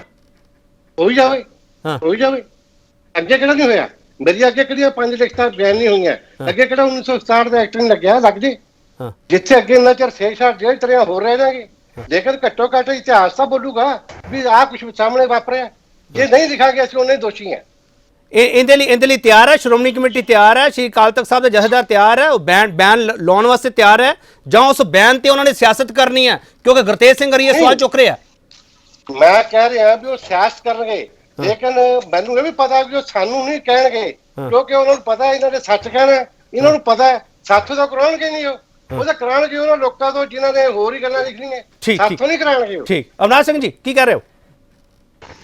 ਜਿਹੜਾ ਬਿਆਨ ਹੈ ਜਥੇਦਾਰ ਸਾਹਿਬ ਦਾ, ਗਿਆਨੀ ਅਮਰੀਕ ਸਿੰਘ ਜੀ ਦਾ, ਉਹਦੇ ਵਿੱਚ ਇੱਕ ਗੱਲ ਤੇ ਉਹਨਾਂ ਨੇ ਜਰਾ ਜ਼ਿਆਦਾ ਜ਼ੋਰ ਦਿੱਤਾ ਕਿ ਬਹੁਤ ਸਾਰੇ ਇਹੋ ਜਿਹੇ ਬੰਦੇ ਸੀ ਉਹਨਾਂ ਨੇ ਜਿਨ੍ਹਾਂ ਨੇ ਸਫ਼ਰ ਕੀਤਾ, ਅਸੀਂ ਉਹਨਾਂ ਨੂੰ ਡਾਕੂਮੈਂਟ ਕਰਨਾ ਚਾਹੁੰਦੇ ਹਾਂ। ਜੇ ਤੁਸੀਂ ਦੁਬਾਰਾ ਵੀ ਸੁਣੋ ਤਾਂ ਜਿਹੜੀ ਗੱਲ ਗੁਰਤੇਜ ਸਿੰਘ ਹੋਰਾਂ ਨੇ ਕਹੀ, ਉਹ ਡਾਕੂਮੈਂਟ ਹੋਣ ਵਾਲੀ ਗੱਲ ਨਹੀਂ ਉਹ ਕਰਦੇ। ਉਹ ਗੱਲ ਕਰਦੇ ਨੇ ਕਿ ਸਿਰਫ ਜਿਹੜੇ ਬੰਦੇ ਉਸ ਵੇਲੇ ਜਿਹੜੇ ਸਤਾਏ ਗਏ ਜਾਂ ਜਿਨ੍ਹਾਂ ਨੇ ਬਹੁਤ ਸਾਰੇ ਤਸੀਹੇ ਸਹੇ, ਜੇਲ੍ਹਾਂ ਵਿੱਚ ਗਏ ਜਾਂ ਜਿਨ੍ਹਾਂ ਦੇ ਘਰ ਵਾਲੇ ਮਾਰੇ ਗਏ ਔਰ ਅੱਜ ਤੱਕ ਉਹ ਸਾਹਮਣੇ ਨਹੀਂ ਆਏ, ਉਹਨਾਂ ਦੇ ਲਈ ਇਹ ਸੀ ਕਿ ਇਹਨਾਂ ਦੀ ਰਿਕਾਰਡਿੰਗ ਕਰਕੇ ਇਹਨਾਂ ਦੇ ਕੋਲ ਜਿਹਦੇ ਕੋਲ ਹਨ ਉਹ ਸਾਡੇ ਕੋਲ ਭੇਜ। ਠੀਕ ਹੈ, ਮੈਂ ਇੱਕ ਸਿੰਗਲ ਲਾਈਨ ਦੇ ਵਿੱਚ ਇਹਨੂੰ ਕਹਿਣਾ, ਪੀੜਤਾਂ ਦੀ ਗੱਲ ਹੋਊਗੀ, ਪੋਲਿਟਿਕਸ ਦੀ ਗੱਲ ਨਹੀਂ ਹੋਊਗੀ। ਡਾਕਟਰ ਗਰਗ ਸਰ, ਇਸ ਡਾਕੂਮੈਂਟਰੀ ਦੇ ਨਾਲ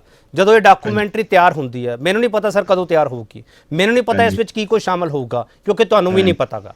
ਡਾਕਟਰ ਗਰਗ ਸਵਾਲ ਇਹ ਹੈ ਸਰ, ਜਿਹੜਾ ਇਸ ਵਕਤ ਸ਼ਾਂਤੀ ਸਦਭਾਵਨਾ ਵਾਲਾ ਮਾਹੌਲ ਹੈ, ਉਹਨੂੰ ਕੋਈ ਖਤਰਾ ਤਾਂ ਨਹੀਂ ਪੈਦਾ ਹੋਊਗਾ? ਕਿਉਂਕਿ ਬੈਨ ਵਾਲਾ ਸਵਾਲ ਪਹਿਲਾਂ ਆ ਚੁੱਕਿਆ ਸਰ। ਡਾਕਟਰ ਗਰਗ ਦੇਖੋ ਕੇਪੀ ਜੀ, ਮੈਂ ਇੱਕ ਗੱਲ ਕਹਾਂਗਾ, ਖਾਲਸਾ ਜੀ ਨੇ ਬੜੇ ਬੈਲੈਂਸ ਨਾਲ ਸ਼ੁਰੂ ਕਰਿਆ ਸੀਗਾ ਔਰ ਕਿ ਇਹਦੇ ਵਿੱਚ ਓਪਨ ਸੀਕ੍ਰੇਟਸ ਦੇ ਵਿੱਚ ਬੜਾ ਕੁਛ ਆਇਆ ਹੋਇਆ ਹੈ ਔਰ ਪੁਰਾਣਾ ਇਤਿਹਾਸ ਹੈ ਕਿ ਇਨਫਾਰਮਰ ਹੋਰ ਜਿਹੜੇ ਬੰਦੇ ਦੋਖੀ ਹੁੰਦੇ ਨੇ ਉਹ ਉਸ ਭੇਖ 'ਚ ਕਿਵੇਂ ਆਉਂਦੇ ਨੇ, ਉਹਨਾਂ ਦੀਆਂ ਲਿਸਟਾਂ ਵੀ ਨਾਲ ਹੋਣੀਆਂ ਜ਼ਰੂਰੀ ਹੁੰਦੀਆਂ ਨੇ, ਨਹੀਂ ਤਾਂ ਅਸੀਂ ਭੇਖ ਦੇ ਨਾਂ ਤੇ ਉਹ ਔਰ ਇਹ ਬੜੇ ਬੈਲੈਂਸ ਨਾਲ ਸ਼ੁਰੂ ਕਰੇ ਸੀ ਵੀ ਜੇ ਤੁਸੀਂ ਕਰਨਾ ਹੈ ਮੈਨੂੰ ਪਤਾ ਹੈ। ਮੈਂ ਇਹਨਾਂ ਨੇ ਸਿੱਖ ਇਹਨਾਂ ਨੇ ਇੰਟੈਲੈਕਚੁਅਲ ਸੀ, ਮੰਜੀ ਸਾਹਿਬ ਹਾਲ 'ਚ ਇੱਕ ਮੀਟਿੰਗ ਬੁਲਾਈ ਸੀ, ਪੂਰਾ ਹਾਲ ਭਰਿਆ ਹੋਇਆ ਸੀ। ਮੈਂ ਉਹਦਾ ਚਸ਼ਮਦੀਦ ਗਵਾਹ, ਮੈਂ ਪੂਰਾ ਦਿਨ ਉਹ ਅਟੈਂਡ ਕਰੀ ਹੈ। ਮੇਰੇ ਫਾਰਮੇਕੋਲੋਜੀ ਦੇ ਪ੍ਰੋਫੈਸਰ ਡਾਕਟਰ ਮਹਿੰਦਰ ਸਿੰਘ ਗਰੇਵਾਲ ਮੇਰੇ ਨਾਲ ਬੈਠੇ ਸੀ, ਤੇ ਉਸ ਦੇ ਵਿੱਚ ਇਫੈਕਟਿਵ ਪੋਜੀਸ਼ਨ ਸੰਤ ਲੌਂਗੋਵਾਲ ਨੇ ਕਿਹਾ, ਪਹਿਲਾਂ ਸੰਤ ਲੌਂਗੋਵਾਲ ਬੋਲੇ, ਉਹਨਾਂ ਨੇ ਕਿਹਾ ਕਿ ਦੇਖੋ ਅਸੀਂ ਆਪਦੇ ਹੱਕਾਂ ਵਾਸਤੇ ਲੜ ਰਹੇ ਹਾਂ, ਅਸੀਂ ਕੋਈ ਹਿੰਦੂ ਸਿੱਖ ਮੁਸਲਮਾਨ ਈਸਾਈ ਨਹੀਂ ਕਰਕੇ ਰਾਜੀ, ਸਾਡਾ ਤਾਂ ਸਰਬ ਸਾਂਝੀਵਾਲਤਾ ਦਾ ਧਰਮ ਹੈ। ਇਹ ਬੜਾ ਵਧੀਆ ਉਹਨਾਂ ਨੇ ਅੱਧਾ ਘੰਟਾ ਭਾਸ਼ਣ ਕਰਿਆ, ਪੌਣਾ ਘੰਟਾ। ਉਦੋਂ ਬਾਅਦ ਸੰਤ ਬੋਲੇ, ਸੰਤਾਂ ਨੇ ਆਖਿਆ ਜਿਹੜਾ ਡਰਪੋਕ ਹੈ ਛੱਡ ਜੇ, 35 ਆਉਂਦੇ ਨੇ, ਦੰਬੂਕਾਂ ਲੈ ਲਓ, ਘੋੜੇ ਲੈ ਲਓ, ਇੱਕ ਨੂੰ 35 ਆਉਂਦੇ ਨੇ। ਇਹ ਬਿਆਨ ਜੇ ਰਿਕਾਰਡ ਹੋਇਆ ਉਹ ਦੇਖ ਲਓ, ਮੈਂ ਖੁਦ ਸੁਣ ਕੇ ਆਇਆ। ਜਦ ਅਸੀਂ ਡਾਕੂਮੈਂਟਰੀ ਬਣਾਉਣੇ ਆ, ਜਦ ਅਸੀਂ ਕੁਝ ਵੀ ਕਰਦੇ ਆ, ਸਾਨੂੰ ਦੋਨੇ ਪਾਸੇ ਦੇਖਣੇ ਪੈਣਗੇ ਵੀ ਐਕਚੁਅਲ ਕੀ ਹੋਇਆ। ਉਹਦੇ ਕਾਰਨ 100 ਹੋਣਗੇ, ਏਜੰਸੀਆਂ 100, ਕਿਉਂਕਿ ਹੁਣ ਇਹ ਓਪਨ ਸੀਕ੍ਰੇਟ ਦਾ ਸਪਸ਼ਟ ਕਰਤਾ ਵੀ ਕਿੰਨੇ ਬੰਦੇ ਮਿਲੇ ਹੋਏ ਸੀ। ਉਹ ਬੰਦੇ ਜਿੰਦੇ ਵੀ ਨੇ, ਉਹਨਾਂ ਨੇ ਅੱਜ ਤੱਕ ਉਹਨੂੰ ਚੈਲੰਜ ਨਹੀਂ ਕਰਿਆ ਵੀ ਤੂੰ ਸਾਡਾ ਨਾਮ ਕਿਵੇਂ ਲਿਖਤਾ ਵੀ ਅਸੀਂ ਏਜੰਸੀਆਂ ਨਾਲ ਮਿਲੇ ਹੋਏ ਸੀ, ਅੱਜ ਤੱਕ ਚੈਲੰਜ ਨਹੀਂ ਕਰਿਆ। ਸੋ ਮੈਨੂੰ ਖਾਲਸਾ ਜੀ ਦੇ ਜਿਵੇਂ ਜੇ ਇਹਨਾਂ ਕੋਲ ਆ ਕੇ ਵੀ ਗਏ ਨੇ ਉਹ, ਮੈਨੂੰ ਇਹਨਾਂ ਦਾ ਪੂਰਾ ਬੈਲੈਂਸ ਵਿਊ ਪੁਆਇੰਟ ਲੱਗਿਆ ਕਿ ਜਦ ਤੁਸੀਂ ਡਾਕੂਮੈਂਟਰੀ ਬਣਾਉਣੀ ਹੈ ਤਾਂ ਇੱਕ ਤਰੀਕਾ ਤੁਸੀਂ ਆਪਣਾ ਪੱਖ ਸਿਰ ਪੇਸ਼ ਕਰਨਾ ਹੈ, ਕਰੋ, ਕੋਈ ਪ੍ਰੋਬਲਮ ਨਹੀਂ ਹੈ। ਉਹਨੂੰ ਵਧਾ ਚੜਾ ਕੇ ਕਰਨਾ ਹੈ, ਕਰੋ, ਕੋਈ ਪ੍ਰੋਬਲਮ ਨਹੀਂ ਹੈ, ਇਹ ਤਾਂ ਤੁਹਾਡੀ ਆਪਣੀ ਇੱਛਾ ਹੈ। ਪਰ ਜੇ ਤੁਸੀਂ ਕਹਿੰਦੇ ਹੋ ਵੀ ਉਹ ਇੱਕ ਸੈਮੀ ਹਿਸਟੋਰੀਕਲ ਡਾਕੂਮੈਂਟ ਹੋਵੇ, ਹਿਸਟੋਰੀਕਲ ਤਾਂ ਬਣ ਨਹੀਂ ਸਕਦਾ। ਜਦ ਇੱਕ ਧਿਰ ਪੇਸ਼ ਕਰਦੀ ਉਸ ਹਿਸਟੋਰੀਕਲ ਕਦੇ ਵੀ ਨਹੀਂ ਹੁੰਦਾ, ਉਹਦੇ ਚ ਬਾਇਸਸ ਹੁੰਦੇ ਨੇ।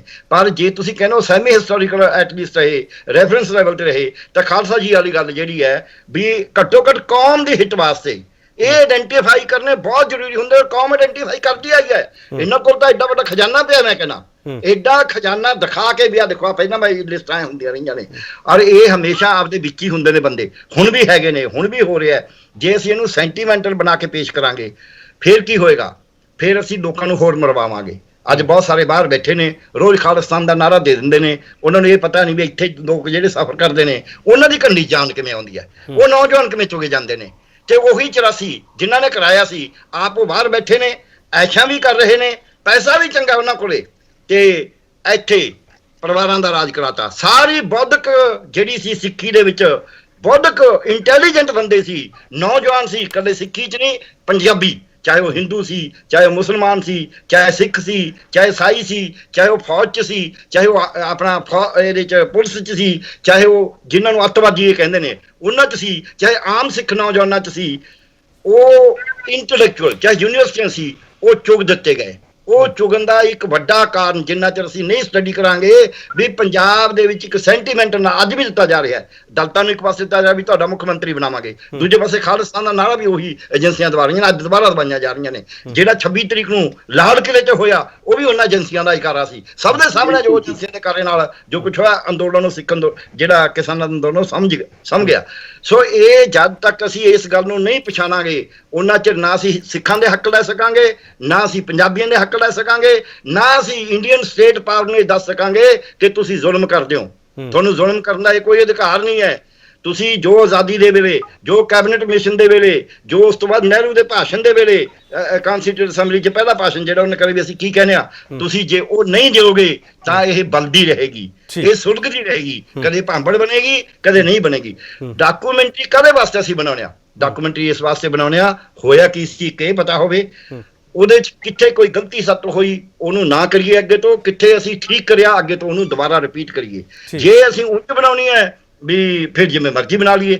ਸੋ ਮੈਂ ਇਸ ਗੱਲ ਦੇ ਉੱਤੇ, ਕਿਉਂਕਿ ਮੈਂ ਗੁਰਦਾਸਪੁਰ ਰਿਹਾ, ਜਦ 3 ਜੂਨ 1984 ਦੀ ਗੱਲ ਹੈ, ਸੰਡੇ ਦਾ ਦਿਨ ਸੀ। 2 ਜੂਨ ਨੂੰ ਰਾਤ ਨੂੰ ਉੱਥੇ ਤਿੱਬੜ ਪਿੰਡ ਹੈ ਗੁਰਦਾਸਪੁਰ ਦੇ ਲਾਗੇ, ਕਾਹਨੂੰਵਾਨ ਤੋਂ, ਜੇ ਕਾਹਨੂੰਵਾਨ ਰੋਡ ਤੇ ਜਾਈਏ 7 ਕਿਲੋਮੀਟਰ ਤੇ ਹੈ ਗੁਰਦਾਸਪੁਰ ਤੋਂ। ਰਾਤ ਨੂੰ 6 ਜਾਂ 7 ਕਤਲ ਹੋ ਗਏ। ਦੂਜੇ ਦਿਨ ਸਾਡੇ ਕੋਲ 3 ਤਰੀਕ ਨੂੰ ਸੰਡੇ ਨੂੰ ਆ ਗਏ ਕਿ ਸਾਡੇ ਕੋਲੇ ਆ ਕੇ ਜਿਹੜੇ ਉਹ ਕਤਲ ਸੀਗੇ, DCSP ਨਾਲ ਸਾਡੀ ਲੜਾਈ ਸੀ, ਉਹਨਾਂ ਨੇ RSS ਦੇ ਬੰਦੇ ਬੁਲਾ ਕੇ ਸਾਡੇ ਸਿਵਲ ਨੂੰ ਕਟਵਾਤਾ ਸੀ। 1 ਮਿੰਟ 'ਚ ਗੱਲ ਖਤਮ ਕਰਨ ਲੱਗਿਆ ਆਪਦੀ। ਉਹ ਜਿਹੜੇ ਕਤਲ ਸੀ ਉਹਨਾਂ ਨੂੰ ਚੁੱਕ ਕੇ ਵੀ ਸਿੱਖੀ ਲਿਆ। ਸਿੱਖ ਦਿਨ ਨੂੰ ਪੁਲਿਸ ਦੇ ਟੈਰਰ ਥੱਲੇ ਫਸੇ ਹੁੰਦੇ ਸੀ, ਰਾਤ ਨੂੰ ਜਿਹੜੇ AK-47 ਆਉਂਦੇ ਸੀ ਉਹਨਾਂ ਦੇ ਟੈਰਰ ਥੱਲੇ ਫਸੇ ਹੁੰਦੇ ਸੀ। ਜਿੰਨੇ ਸਿੱਖ ਪਰਿਵਾਰ ਸੀ ਉਹ ਜ਼ਿਆਦਾ ਪੀੜਤ ਸੀ ਉਸ ਵਕਤ। ਹਿੰਦੂ ਪਰਿਵਾਰ ਛੱਡ ਵੀ ਗਏ, ਨੋ ਡਾਊਟ, ਜਿਨ੍ਹਾਂ ਦੇ ਮਾੜੇ ਮੋਟੇ ਕੋਈ ਧੀਆਂ ਭੈਣਾਂ ਸੀ, ਮੈਨੂੰ ਕਹਿਣ ਦੀ ਹੋਣੀ ਹੈ, ਬਹੁਤ ਸਾਰੀਆਂ ਇਤਿਹਾਸ ਨੇ ਜਿਨ੍ਹਾਂ ਦੇ ਘਰੇ ਚੰਗੀ ਕੋਈ ਕੰਬਾਈਨ ਖੜੀ ਸੀ, ਕੁਝ ਖੜੀ ਸੀ, ਉਹ ਡਰਦੇ ਸੀ। ਸੋ ਜਦ ਤੁਸੀਂ ਆਪਦੀ ਕੌਮ ਨੂੰ ਜਿਹੜੇ ਉਹਦੇ 4 ਬੰਦੇ ਪੜ੍ਹੇ ਲਿਖੇ ਨੇ, ਜਿਹੜੇ 4 ਬੰਦੇ ਕੋਲ 4 ਪੈਸੇ ਹੈਗੇ ਨੇ, ਜਿਹੜੇ 4 ਬੰਦੇ ਮਾੜਾ ਮੋਟਾ ਹਿੰਮਤ ਕਰਦੇ ਨੇ, ਜੇ ਤੁਸੀਂ ਉਹਨਾਂ ਦੇ ਉੱਤੇ ਦਹਿਸ਼ਤ ਪੈ ਗਈ ਤੁਹਾਡੀ ਆਪਣੀ ਸਰਕਾਰ ਦੀ ਜਿਹੜੀ ਦਹਿਸ਼ਤ ਆ ਉਹ ਝੱਲ ਲੈਣਗੇ, ਉਹਦਾ ਮੁਕਾਬਲਾ ਵੀ ਕਰ ਲੈਣਗੇ। ਤੁਸੀਂ ਆਪਣਿਆਂ ਦੀ ਦਹਿਸ਼ਤ ਕਿਵੇਂ ਚੱਲੋਗੇ? ਸੋ ਇਸ ਕਰਕੇ ਉਹ ਦਹਿਸ਼ਤ ਦਾ ਮਾਹੌਲ ਸੀ, ਉਹ ਦਹਿਸ਼ਤ ਦਾ ਮਾਹੌਲ ਪੰਜਾਬ ਦੇ ਵਿੱਚੋਂ ਕਾਲੇ ਦਿਨ ਸੀਗੇ। ਜਿਹੜੇ ਹੱਕਾਂ ਦੀ ਲੜਾਈ ਸੀ ਉਹ ਤਾਂ ਕਿਤੇ ਨਹੀਂ ਰੁੜਦੀ। ਅਸੀਂ ਆਪਣਾ ਘਾਣ ਕਰਾਇਆ ਉਹਦੇ ਚ ਹੱਕਾਂ ਦੀ ਲੜਾਈ ਦਾ। ਜਿਹੜਾ ਸਰਦਾਰ ਗੁਰਤੇਜ ਸਿੰਘ ਨੇ ਕਿਹਾ ਮੈਂ ਮਾਫ ਕਰੋ, ਮੈਂ ਡਿਫਰ ਕਰਨਾ, ਡਿਫੈਂਡ ਕਰਨਾ ਹਰ ਇੱਕ ਨੂੰ ਅਧਿਕਾਰ ਸੀ। ਪਰ ਜੇ ਕੋਈ ਸੋਚੇ ਇੰਡੀਅਨ ਸਟੇਟ ਦੇ ਨਾਲ ਅਸੀਂ ਕੋਈ ਤੋਪਾਂ ਨਾਲ, ਅਸੀਂ ਕੋਈ AK-47 ਨਾਲ ਲੜਾਈ ਕਰ ਲਾਂਗੇ, ਮੈਨੂੰ ਲੱਗਦਾ ਨਹੀਂ ਵੀ ਇੰਡੀਅਨ ਸਟੇਟ ਇੰਨੀ ਸੌਖੀ ਹੈ, ਇੰਨੀ ਬਨਾਨਾ ਸਟੇਟ ਹੈ ਕਿ ਇੰਨੀ ਛੇਤੀ। ਫਿਰ ਉਹਦੇ ਵਾਸਤੇ ਫਿਰ ਬਹੁਤ ਕੁਝ ਹੋਰ ਕਰਨਾ ਪਊ। ਚਲੋ ਮੈਂ ਠੀਕ ਮੈਂ ਇੱਕ ਹੋਰ ਛੋਟਾ ਬ੍ਰੇਕ ਲਊਂਗਾ। ਬ੍ਰੇਕ ਤੋਂ ਬਾਅਦ ਅਸੀਂ ਆਖਰੀ ਹਿੱਸੇ ਵਿੱਚ ਹੋਵਾਂਗੇ। ਇਹ ਚਰਚਾ ਲੰਬੀ ਵੀ ਹੋਣੀ ਚਾਹੀਦੀ ਹੈ। ਮੈਨੂੰ ਲੱਗਦਾ ਤੁਸੀਂ ਵੀ ਇਹੀ ਸੋਚ ਰਹੇ ਹੋਵੋਗੇ, ਪਰ ਮੈਂ ਕੋਸ਼ਿਸ਼ ਕਰੂੰਗਾ ਇਹਨਾਂ ਸਾਰੇ ਮਹਿਮਾਨਾਂ ਨੂੰ ਕਦੇ ਇਕੱਲੇ ਬਿਠਾ ਕੇ ਵੀ ਇਹਨਾਂ ਤੋਂ ਸਭ ਕੁਝ ਸੁਣਿਆ ਜਾਵੇ।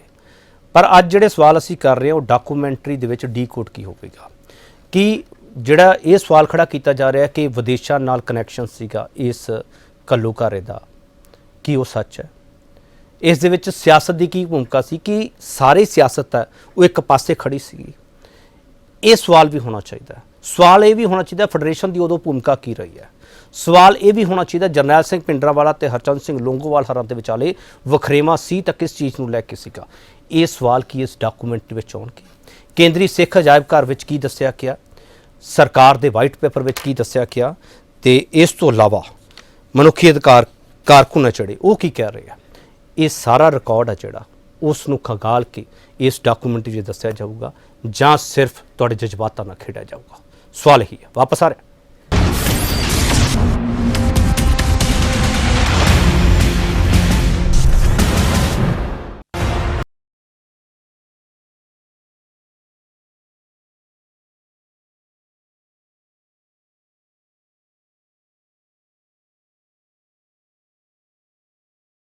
एक बार फिर थोड़ा स्वागत करते हैं। जून 84 जख्म जो नासूर बने की ਡੀਕੋਡ ਕਰੇਗੀ ਡਾਕੂਮੈਂਟਰੀ? ਅਸੀਂ ਵੱਡਾ ਸਵਾਲ ਇੱਕੋ ਪੁੱਛ ਰਹੇ ਹਾਂ। ਵੱਡਾ ਸਵਾਲ ਅਸੀਂ ਇਹ ਪੁੱਛ ਰਹੇ ਹਾਂ 1984 ਦੇ ਕਾਲੇ ਦੌਰ ਨੂੰ 37 ਸਾਲ ਬਾਅਦ ਕੌਣ ਕਿਵੇਂ ਬਿਆਨ ਕਰੇਗਾ? ਪ੍ਰੈਸ ਅਵਨਾਜ ਤੁਸੀਂ ਦਿੱਲੀ ਬੈਠੇ ਹੋ ਸਰ, ਦਿੱਲੀ ਤੋਂ ਸਰ ਕੋਈ ਇਸ ਬਾਬਤ ਦੱਸਿਆ ਜਾਊਗਾ, ਪੁੱਛਿਆ ਜਾਊਗਾ? ਮੇਰਾ ਸਵਾਲ ਇਸ ਕਰਕੇ ਹੈ ਕਿਉਂਕਿ ਜਦੋਂ ਦਿੱਲੀ ਤੋਂ ਇਹ ਸਵਾਲ ਕੀਤਾ ਜਾਂਦਾ, ਇਹ ਸਿਆਸਤ ਸਵਾਲ ਕਰਦੀ ਹੈ ਕਿ ਤੁਸੀਂ ਸਾਨੂੰ ਸਾਡੇ ਦਸਤਾਵੇਜ਼ ਵਾਪਸ ਨਹੀਂ ਕੀਤੇ। मैं सिख रैफरेंस लाइब्रेरी का जिक्र कर रहा अविनाश सिंह जी, उदों एक सुनेहा वार वार आता है कि असी तो वापस करते हैं, तुसी दसो कित्थे पे आ वो? सर ये सवाल का नितारा होगा इस डॉक्यूमेंटरी विच? अविनाश सिंह जी सब तो पहला गल है कि सिख रैफरेंस लाइब्रेरी नूं जदों अग लाई गई उथों डॉक्यूमेंट कटे गए, क्योंकि जिस थां ते मैं सी वो उथों शायद 40 मीटर या उस तो भी घट होवे एज द क्रो फ्लाइज, और जदों अस्सी दसी जाती है उस तो बाद दे विच लगी है। लेकिन अजे अज किसी सेंटर च किसी नूं भी पुछोगे तो ये कहा जाता है कि जनाब साडे कोल जिन्ने डॉक्यूमेंट सी वो सारे वापस हो चुके हैं, वो कित्थे है तुसीं वो किसी नूं नहीं पता वो डॉक्यूमेंट कित्थे है। ਇਹਦੇ ਨਾਲ ਦੋ ਸਵਾਲ ਨੇ। ਮੈਂ ਜੇ ਅੱਧੀ ਲਾਈਨ ਚ ਗੁਰਤੇਜ ਸਿੰਘ ਜੀ ਦੱਸ ਸਕਣਗੇ, ਇੱਕ ਕਿ ਜੇ ਭਿੰਡਰਾਂਵਾਲਾ ਸਾਹਿਬ ਜਿਹੜੇ ਹੈ ਉਹ ਅਕਾਲ ਤਖਤ ਸਾਹਿਬ ਤੇ ਪਹਿਲੇ ਨਹੀਂ ਸੀ, ਅਪ੍ਰੈਲ ਤੱਕ ਉਹ ਬਾਹਰ ਸੀ, ਉਹ ਕੀ ਹੋਇਆ ਕਿ ਉਹਨਾਂ ਨੂੰ ਅਕਾਲ ਤਖਤ ਸਾਹਿਬ ਤੇ ਧਕੇਲਿਆ ਗਿਆ ਜਾਂ ਜਾਣਾ ਪਿਆ? ਇੱਕ ਇਹ ਹੈ ਚੁੱਪਚਾਪ ਜਿਹੜੇ ਇੰਡੀਅਨ ਆਰਮੀ ਦੇ ਸਾਡੇ ਕੋਲ ਇੰਟਰਨਲ ਬਿਊਰੋ ਆਂਦੇ, ਮੈਂ ਥੋੜੀ ਦੇਰ ਲਈ ਡਚ ਕੋਰਸਪੋਂਡੈਂਟ ਸੀ ਕਰੀਬ 7 ਸਾਲ, ਇੱਕ ਡਾਕੂਮੈਂਟ ਪੜਿਆ ਜੀ ਜਿੱਥੇ ਉਹਨਾਂ ਨੇ ਲਿਖਿਆ 613 casualties. Casualties that does not mean dead bodies, but ਉਹਨਾਂ ਨੇ ਇਹ ਕਿਹਾ ਕਿ ਇਹ ਕੈਜੁਅਲਟੀਜ਼ ਇੱਕ ਇੰਡੋ ਪਾਕ ਵਾਰ ਤੋਂ ਵੀ ਜ਼ਿਆਦਾ ਸੀ। ਇਹਦੇ ਲਈ ਇੱਕ ਲਾਈਨ ਦਾ ਕਮੈਂਟ जो कोई भी देता मैं देखना चाहता। गुरतेज सिंह जी दस सकते हो? देखो गल ये पहले ना डॉक्टर प्यार लाल गर्ग दी गल दा जवाब देवां मैं। संत जरनैल सिंह अपने घर नूं डिफेंड करने वास्ते उत्थे बैठे सी, ਉਸ ਨੂੰ ਰੋਜ਼ ਦੀ ਰੋਜ਼ ਧਮਕੀਆਂ ਮਿਲ ਰਹੀਆਂ ਸੀ ਕਿ ਤੈਨੂੰ ਖਤਮ ਕਰ ਦਿਆਂਗੇ, ਮਾਰ ਦਿਆਂਗੇ, ਸਾਰਿਆਂ ਨੂੰ ਤਬਾਹ ਕਰ ਦਿਆਂਗੇ। ਇੰਦਰਾ ਗਾਂਧੀ ਨੇ ਆਪ ਧਮਕੀ ਦਿੱਤੀ ਸੀ ਉਧਮਪੁਰ ਜਾ ਕੇ ਯੂਨੀਵਰਸਿਟੀ ਦੇ ਵਿੱਚ, ਜਿਸ ਦੇ ਜਵਾਬ ਦੇ ਵਿੱਚ ਸੰਤਾਂ ਨੇ ਇਹ ਬਿਆਨ ਦਿੱਤਾ ਸੀਗਾ। ਉਸਨੇ ਕਿਹਾ ਸੀ ਕਿ ਜੇ ਸਿੱਖ ਸਮਝਦੇ ਆ ਵੀ ਇਹ ਖਾਲਿਸਤਾਨ ਬਣਾਉਣਾ ਚਾਹੁੰਦੇ ਆ ਤਾਂ ਵੇਖ ਲੈਣ ਵੀ ਇਹਨਾਂ ਦੇ ਬਾਹਰਲੇ ਲੋਕ ਜਿਹੜੇ ਲੋਕ ਵਸਦੇ ਨੇ ਉਹਨਾਂ ਦਾ ਕੀ ਹਾਲ ਹੋਏਗਾ। ਉਸੇ ਤੋਂ ਪਹਿਲਾਂ ਥੋੜਾ ਪਹਿਲਾਂ ਰਾਜਸਥਾਨ ਤੋਂ ਇੱਕ ਧਮਕੀ ਆਈ ਸੀ। ਸੰਤਾਂ ਨੇ ਇਹ ਸਾਰਾ ਕੁਝ ਆਪਣੇ ਬਿਆਨ ਦੇ ਵਿੱਚ ਇੱਕ ਪੱਤਰਕਾਰ ਦੇ ਨਾਲ ਸਪਸ਼ਟ ਕੀਤਾ ਹੋਇਆ। ਸੰਤ ਜਰਨੈਲ ਸਿੰਘ ਉਸ ਵੇਲੇ ਜਰਨੈਲ ਸੀ ਔਰ ਉਹਨਾਂ ਨੂੰ ਆਪਣੇ ਜਿਹੜੇ ਉਸਦੇ ਨਾਲ ਸਿਪਾਹੀ ਜਿਨ੍ਹਾਂ ਨੇ ਲੜ ਕੇ ਇਹ ਵੱਡੀ ਫੌਜ ਨੂੰ, ਜਿਨ੍ਹਾਂ ਦੇ ਕੋਲੇ ਬੜੇ ਵੱਡੇ ਹਥਿਆਰ ਸਨ, ਬੜੀਆਂ ਟੈਂਕਾਂ ਸਨ, ਤੋਪਾਂ ਸਨ, ਮਸਟਰਡ ਗੈਸ ਸੀ ਔਰ ਕੁਝ ਕੀ ਜਿਹੜਾ ਨਹੀਂ ਸੀ, ਉਹਨਾਂ ਨੂੰ 72 ਘੰਟੇ ਰੋਕ ਕੇ ਰੱਖਿਆ ਇੱਕ ਚਿੜੀ ਦੇ ਪੰਜੇ ਜਿੰਨੇ ਸਥਾਨ ਦੇ ਵਿੱਚ ਔਰ ਗੁਲੇਲਾਂ ਦੇ ਨਾਲ। ਇਹ ਬੜੇ ਗੌਰਵ ਵਾਲੀ ਗੱਲ ਹੈ ਔਰ ਇਹ ਜਿਹੜਾ ਸਾਰਾ ਗੌਰਵ ਹੈ ਇਹ ਸੰਤ ਜਰਨੈਲ ਸਿੰਘ ਦੀ ਇਹ ਜਿਹੜੀ ਫਤਿਹ ਹੋਈ ਸੀ ਅਖੀਰ ਦੇ ਵਿੱਚ, ਇਹ ਅਕਾਲ ਦੀ ਫਤਿਹ ਹੋਈ ਸੀ। ਇਹ ਕਿਸੇ ਫੌਜ ਦੀ ਫਤਿਹ ਨਹੀਂ ਹੋਈ। ਫੌਜਾਂ ਨਾਲ ਨਹੀਂ ਲੜ ਸਕਦੇ। ਅਸੀਂ ਤਾਂ ਸਦੀਆਂ ਤੋਂ ਲੜਦੇ ਆ ਰਹੇ ਹਾਂ ਫੌਜਾਂ ਦੇ ਨਾਲ। ਫੌਜਾਂ ਸਾਡੇ ਨਾਲ ਨਹੀਂ ਲੜ ਸਕਦੀਆਂ ਕਿਉਂਕਿ ਅਸੀਂ ਬਰਾਬਰ ਦੇ ਸ਼ਹਿਰੀ ਹਾਂ। ਅਸੀਂ ਕਿਸੇ ਦਾ ਕੁਝ ਨੁਕਸਾਨ ਨਹੀਂ ਕਰ ਰਹੇ। ਅਸੀਂ ਆਪਣੇ ਘਰ ਦੇ ਵਿੱਚ ਬੈਠੇ ਹਾਂ। ਜਿਹੜੀ ਗੱਲ ਹੁਣ ਇਹਨਾਂ ਨੇ ਸਿੰਘਾਂ ਨੇ ਪੁੱਛੀ ਹੈ, ਅਵਿਨਾਸ਼ ਸਿੰਘ ਹੋਰਾਂ ਨੇ, ਇਸ ਦੇ ਬਾਰੇ ਮੈਂ ਇਹ ਕਹਿਣਾ ਹੈ ਕਿ ਬੱਬਰਾਂ ਨੇ ਸੰਤ ਜਰਨੈਲ ਸਿੰਘ ਨੂੰ ਮਜਬੂਰ ਕੀਤਾ ਸੀ ਕਿ ਉਸ ਫੌਜ ਨੂੰ ਛੱਡ ਕੇ ਤੇ ਅਕਾਲ ਤਖਤ ਦੇ ਉੱਤੇ ਜਾਣ। ਉਹ ਕਿਉਂ ਚਾਹੁੰਦੇ ਸੀਗੇ, ਕਿਹਦੇ ਇਸ਼ਾਰੇ ਉੱਤੇ ਕੀਤਾ ਸੀਗਾ, ਇਸ ਦੇ ਬਾਰੇ ਕਿਆਸ ਹੋ ਸਕਦੀਆਂ ਹਨ। ਜੀ ਚਲੋ ਠੀਕ ਹੈ, ਮੈਂ ਵਾਪਸ ਆਉਂਗਾ ਜੀ। ਡਾਕਟਰ ਗਰਗ, ਇੱਕ ਆਖਰੀ ਸਵਾਲ ਤੁਹਾਡੇ ਤੋਂ ਲੈ ਰਿਹਾ ਸਰ, ਸੰਖੇਪ ਵਿੱਚ ਜਵਾਬ ਚਾਹੀਦਾ ਮੈਨੂੰ ਤੁਹਾਡੇ ਤੋਂ। ਡਾਕਟਰ ਗਰਗ, ਇਸ ਦੇ ਵਿੱਚ ਜੋ ਪੋਲੀਟੀਕਲ ਲਿੰਕਸ ਹੈ ਜਾਂ ਜੋ ਕਿਹਾ ਜਾ ਰਿਹਾ ਹੈ ਕਿ ਸਰਹੱਦ ਪਾਰ ਤੋਂ ਵੀ ਮਦਦ ਮਿਲ ਰਹੀ ਸੀਗੀ, ਉਸ ਵਿੱਚ ਕੋਈ ਸੱਚ ਹੈ ਡਾਕਟਰ ਗਰਗ? ਦੇਖੋ, ਮਦਦ ਤਾਂ ਜਿਹੜੀਆਂ ਜਿੰਨੇ ਸਾਡੇ ਵਿਰੋਧੀ ਦੇਸ਼ ਹੋਣਗੇ, ਜਿੰਨੇ ਬਾਹਰ ਦੀਆਂ ਏਜੰਸੀਆਂ ਹੁਣ ਕੂਟਨੀਤਿਕ ਚੱਲਦਾ ਸਾਰੇ ਮੁਲਕ ਚੱਲਦੇ ਨੇ, ਉਹਦਾ ਇਹ ਬਹਾਨਾ ਲਾਉਣਾ ਵੀ ਬਾਹਰ ਤੋਂ ਮਦਦ ਮਿਲਦੀ ਹੈ, ਇਸ ਕਰਕੇ ਇਹਦਾ ਮਤਲਬ ਥੋੜ੍ਹੇ ਵੀ ਅਕਾਲ ਤਖਤ ਨੂੰ ਢਾਹ ਦਿਓ, ਤੁਸੀਂ ਗੋਲਾਬਾਰੀ ਕਰ ਦਿਓ। ਇਹਦਾ ਮਤਲਬ ਇਹ ਥੋੜ੍ਹਾ ਹੈ ਵੀ ਜੇ ਤੁਹਾਡਾ ਮਤਭੇਦ ਹੈ ਕੋਈ ਕਿਸੇ ਆਪਣੇ ਸ਼ਹਿਰੀਆਂ ਨਾਲ, ਉਹ ਸ਼ਹਿਰੀਆਂ ਨੂੰ ਤੁਸੀਂ ਮਾੜੇ ਵੀ ਸਮਝਦੇ ਹੋਵੋ, ਇਹਦਾ ਮਤਲਬ ਥੋੜ੍ਹੇ ਵੀ ਤੁਸੀਂ ਟੈਂਕਾਂ ਤੋਪਾਂ ਨੂੰ ਚੜਾ ਦਿਓ। ਇਹਦਾ ਮਤਲਬ ਇਹ ਨਹੀਂ ਹੁੰਦਾ। ਇਹਦਾ ਮਤਲਬ ਇਹ ਹੈ ਕਿ ਤੁਸੀਂ ਆਪਦੀ ਸਿਆਣਪ ਨਾਲ ਉਹਨੂੰ ਹੈਂਡਲ ਕਰਨਾ ਹੈ, ਤੁਸੀਂ ਕਿਵੇਂ ਕਰਨਾ ਹੈ। ਤੇ ਉਹਦੇ ਵਿੱਚ ਜੇ ਤੁਸੀਂ ਨਹੀਂ ਕਰੋਗੇ ਤਾਂ ਨੈਚੁਰਲੀ ਬੰਦਾ ਡਿਫੈਂਡ ਕਰੇਗਾ ਹੀ ਆਪਦੇ ਆਪ ਨੂੰ। ਇਹਨੂੰ ਮੈਂ ਕੋਈ ਇਹ ਨਹੀਂ ਕਿਹਾ ਵੀ ਡਿਫੈਂਡ ਕਿਉਂ ਕਰਿਆ, ਮੈਂ ਇਹ ਕਿਹਾ ਵੀ ਇਹ ਮੁਸ਼ਕਲ ਘੜੀ ਹੁੰਦੀ ਹੈ। ਪਰ ਮੈਂ ਜਿਹੜੀ ਦੂਜੀ ਸਟੇਟਮੈਂਟ ਦਿੱਤੀ ਉਹ ਤੇ ਮੈਂ ਅਜੇ ਵੀ ਖੜਾ ਕਿਉਂਕਿ ਮੈਂ ਆਪ ਸੁਣੀ ਹੈ। ਜੇ ਨਾ ਸੁਣੇ ਉਹ ਮੈਂ ਜ਼ਿੰਮੇਵਾਰ ਹਾਂ ਉਹਦਾ। ਮੈਂ ਵਿੱਚ ਬੈਠ ਕੇ ਸਾਰਾ ਦਿਨ ਬੈਠ ਕੇ ਆਇਆ ਕਿਉਂਕਿ ਮੈਨੂੰ ਕੋਈ ਡਰ ਨਹੀਂ ਸੀ ਔਰ ਉੱਥੇ ਕੋਈ ਡਰ ਦਾ ਮਾਹੌਲ ਵੀ ਨਹੀਂ ਸੀ। ਐਵੇਂ ਕਹਿੰਦਾ ਮੈਂ ਮੰਜੀ ਸਾਹਿਬ ਹਾਲ ਦੇ ਵਿੱਚ ਇਹ ਬੜਾ ਵੱਡਾ ਇਕੱਠ ਸੀ, ਕੋਈ ਥੋੜਾ ਨਹੀਂ ਸੀ, ਇੰਟਰਨੈਸ਼ਨਲ ਬਣਾਈ ਸੀ ਉਹਨਾਂ ਨੇ। ਦੂਜੀ ਗੱਲ ਮੈਂ ਇਹ ਕਹਿਣਾ ਵੀ ਜਿੱਥੋਂ ਤੱਕ ਇੱਥੋਂ ਦੀ ਸਿਆਸਤ ਸੀ, ਇਹ ਦਰਬਾਰਾ ਸਿੰਘ ਤੇ ਗਿਆਨੀ ਜੈਲ ਸਿੰਘ ਦੀ ਲੜਾਈ ਸੀ ਆਪਸ ਵਿੱਚ। ਸਾਨੂੰ ਪਤਾ ਹੈ ਕਿਉਂਕਿ ਉਦੋਂ ਸਾਡੀਆਂ ਬਦਲੀਆਂ ਕਰੀਆਂ ਗਈਆਂ ਸੀ ਧੱਕੇ ਨਾਲ। ਨਵਜੋਤ ਸਿੰਘ ਦੇ ਫਾਦਰ ਜਿਹੜੇ ਸਿੱਧੂ ਦੇ ਭਗਵੰਤ ਸਿੰਘ ਜੀ ਉੱਥੇ ਐਡਵੋਕੇਟ ਸੀਗੇ ਪਟਿਆਲੇ ਤੇ ਰੂਰਲ ਕਾਂਗਰਸ ਦੇ ਪ੍ਰਧਾਨ ਸੀ। ਸਾਡੀ ਉਹਨਾਂ ਖਿਲਾਫ ਸਟਰਗਲ ਚੱਲ ਰਹੀ ਸੀ, ਸਾਨੂੰ ਟ੍ਰਾਂਸਫਰ ਕਰੀ ਗਈ। ਉਹਦੇ ਵਿੱਚ ਵੀ ਅਸੀਂ ਉਹ ਸਾਰੀ ਹਿਸਟਰੀ ਦੇਖੀ ਕਿਵੇਂ ਉਹਨਾਂ ਦੀ ਆਪਸੀ ਲੜਾਈ ਜਿਹੜੀ ਸੀ ਕਿ ਜੀ ਬੀਬੀ ਨੂੰ ਸਮਝਾ ਦਿਓ। ਦਰਬਾਰ ਸਿੰਘ ਕਹਿੰਦਾ ਹੈ ਕਿ ਮੈਂ ਤਾਂ ਕੁਛ ਨਹੀਂ ਕਰ ਰਿਹਾ, ਇਹ ਤਾਂ ਗਿਆਨੀ ਜੈਲ ਸਿੰਘ ਕਰ ਰਿਹਾ, ਜੈਲ ਸਿੰਘ ਕਹਿ ਰਿਹਾ ਉਹ ਕਰ। ਇਹ ਲੜਾਈ ਸੀ। ਹੁਣ ਵੀ ਜਿਹੜੀ ਇਹ ਡਾਕੂਮੈਂਟ, ਮੈਂ ਗੁਰਤੇਜ ਸਿੰਘ ਜੀ ਨਾਲ ਇਸ ਗੱਲ ਤੇ ਐਗਰੀ ਕਰਦਾ ਵੀ ਜਿਹੜੀ ਡਾਕੂਮੈਂਟਰੀ ਬਣਾਈ ਗਈ ਹੈ, ਇਹ ਜਿਹੜਾ ਕੁਝ ਹੋਇਆ ਹੈ ਇਹ ਕੌਮ ਦੇ ਵਿੱਚ ਡਿਵੀਜ਼ਨ, ਕਿਉਂਕਿ ਕੁਝ ਬੰਦੇ ਉਹ ਸੀਗੇ ਜਿਹੜੇ ਜੋ ਵੀ ਹੋ ਗਿਆ ਜਾਂ ਤਾਂ ਆਪਦਿਆਂ ਨੂੰ ਸਮਝਾ ਲੈਂਦੇ, ਜੇ ਨਹੀਂ ਸਮਝਾਏ ਫਿਰ ਉਹਨਾਂ ਨਾਲ ਜਾਂ ਤਾਂ ਨਾਲ ਖੜੋ ਜਾਂ ਫਿਰ ਓਪਨਲੀ ਕਹੋ ਵੀ ਦੇਖੋ ਤੁਸੀਂ ਆਹ ਨਾ ਕਰੋ, ਜੇ ਕਰੋਗੇ ਅਸੀਂ ਤਾਂ ਤੋਂ ਵੱਖਰੇ ਹੋਵਾਂਗੇ। ਜਿਹੜੀ ਗੱਲ ਗੁਪਤ ਕਰਕੇ ਕਰਨੀ ਹੈ ਇਹ ਮਾੜੀ ਹੈ। ਕਿਸੇ ਵੀ ਸੰਸਥਾ ਦੇ ਵਿੱਚ, ਕਿਸੇ ਵੀ ਕੌਮ ਦੇ ਵਿੱਚ ਓਪਨ ਕਹੋਗੇ ਦੇਖੋ ਜੀ ਆਹ ਗੱਲ ਨਹੀਂ ਪੁੱਗਦੀ, ਜੇ ਤੁਸੀਂ ਐਂ ਕਰੋਗੇ ਫਿਰ ਅਸੀਂ ਆਹ ਕਰਾਂਗੇ। ਲੁੱਕੇ ਨਹੀਂ ਕਰਨੀ ਹੁੰਦੀ। ਜਿਨ੍ਹਾਂ ਨੇ ਲੁੱਕੇ ਕਰੀ ਹੈ ਅਰੇ ਸਭ ਨੂੰ ਪਤਾ ਹੈ ਵੀ ਲੁੱਕੇ ਗੱਲਾਂ ਹੋਈਆਂ, ਲੁੱਕੇ ਚਿੱਠੀਆਂ। ਹੁਣ ਅਸੀਂ ਕਈ ਵਾਰ ਆਪਣਿਆਂ ਨੂੰ ਕੱਢਿਆਂ ਨੂੰ ਨਹੀਂ, ਦੋਨੇ ਪਾਸੇ ਦੀਆਂ ਧਿਰਾਂ ਸੀਗੀਆਂ ਜਿਹੜੀਆਂ ਧਿਰਾਂ ਦੇ ਉੱਤੇ ਅਸੀਂ ਉਸ ਨੂੰ ਫੋਕਸ ਨਹੀਂ ਕਰਿਆ। ਇਹ ਸੱਚ ਹੈ। ਅਸੀਂ ਬਲੂ ਸਟਾਰ ਜੇ ਬਣਾਉਣਗੇ, ਇਹ ਬਲੂ ਸਟਾਰ ਦਾ ਬੈਕਗ੍ਰਾਉਂਡ ਕਿਉਂ ਨਹੀਂ ਦੇਖਣਗੇ? ਜਿੱਦੇ ਕੁੰਡ ਬਣਾਏ ਸੀ ਉੱਥੇ ਕੁੰਡ ਦੇ ਉੱਤੇ ਅਕਾਲੀ ਦਲ ਦੇ ਸੰਤ ਚੰਨਨ ਸਿੰਘ ਤੇ ਉਸ ਨੂੰ ਕਿਹਨੇ ਆਖਿਆ ਸੀ? ਮੈਂ 1 ਮਿੰਟ 'ਚ ਮੈਂ ਖਤਮ ਕਰਦਾ। ਤੁਸੀਂ ਇਸ ਨੂੰ ਪੰਜਾਬ ਪੁਨਰਗਠਨ ਐਕਟ ਨਾਲ ਜੋੜ ਕੇ ਦੇਖਣਾ ਚਾਹੁੰਦੇ ਹੋ? ਬਿਲਕੁਲ ਨਿਰੰਕਾਰੀ ਕਾਂਡ ਨਾਲ ਜੋੜ ਕੇ ਦੇਖਣਾ ਚਾਹੁੰਦੇ ਹੋ? ਕਿੱਧਰ ਜੋੜਨਾ ਚਾਹੁੰਦੇ ਹੋ? ਪਾਣੀ ਲੈ ਲਿਆ ਫਿਰ ਸੁਣ ਲਓ। ਫਿਰ ਉਸ ਤੋਂ ਬਾਅਦ ਇਹਨਾਂ ਨੇ ਕਰ ਲਿਆ ਵੀ ਅਨੰਦਪੁਰ ਦਾ ਮਤਾ, ਫਿਰ ਉਹ ਕਿੱਥੇ ਗਿਆ ਮਤਾ? ਉਸ ਤੋਂ ਬਾਅਦ 78 ਦੇ ਵਿੱਚ ਜਿਹੜਾ ਵੱਡੀ ਜਿੱਥੋਂ ਸ਼ੁਰੂ ਹੁੰਦੀ ਹੈ ਨਿਰੰਕਾਰੀਆਂ ਨੂੰ ਜਦ ਉੱਥੇ ਪਰਮਿਸ਼ਨ ਦਿੱਤੀ ਗਈ ਜਦ ਉੱਥੇ 13 ਸਿੰਘ ਸ਼ਹੀਦ ਹੁੰਦੇ ਨੇ ਔਰ ਪਰਮਿਸ਼ਨ ਕੈਲਕੂਲੇਟਰ ਦਿੱਤੀ ਗਈ, ਜਿੱਦਣ ਤੱਕ ਅਸੀਂ ਇਹ ਗੱਲ ਨੂੰ ਸਮਝਾਂਗੇ ਨਹੀਂ ਕਿ ਇਹ ਹਿੰਦੂਆਂ ਤੇ ਸਿੱਖਾਂ ਦਾ ਝਗੜਾ ਪਵਾਉਣ ਦਾ ਇੱਕ ਸਕੀਮ ਸੀ। ਉਹ ਸਕੀਮ ਇੱਥੋਂ ਬੰਦਿਆਂ ਨੂੰ, ਇੱਥੋਂ ਦੀ ਯੂਥ ਨੂੰ, ਇੱਥੋਂ ਦੇ ਵਿਦਵਾਨਾਂ ਨੂੰ, ਇੱਥੋਂ ਦੇ ਬਹਾਦਰਾਂ ਨੂੰ ਚੁਣ ਚੁਣ ਕੇ ਖਤਮ ਕਰਨ ਦੀ ਸੀ ਤੇ ਉਹ ਆਪਸੀ ਲੜਾਈ ਭਾਈ ਮਾਰ ਜੰਗ ਦੀ ਸੀ। ਔਰ ਜਿਹੜੀਆਂ ਏਜੰਸੀਆਂ ਨੇ, ਪਰ ਲੋ ਕੋਈ ਬੰਦਾ ਉਸ ਕਿਤਾਬ ਨੂੰ ਨਾ ਕਰਕੇ ਦਿਖਾਵੇ ਓਪਨ ਸੀਕ੍ਰੇਟ ਨੂੰ, ਉਹ ਕਹਿਣ ਵੀ ਅਸੀਂ ਨਹੀਂ ਸੀਗੇ ਭਾਈ ਮਾਰ ਜੰਗ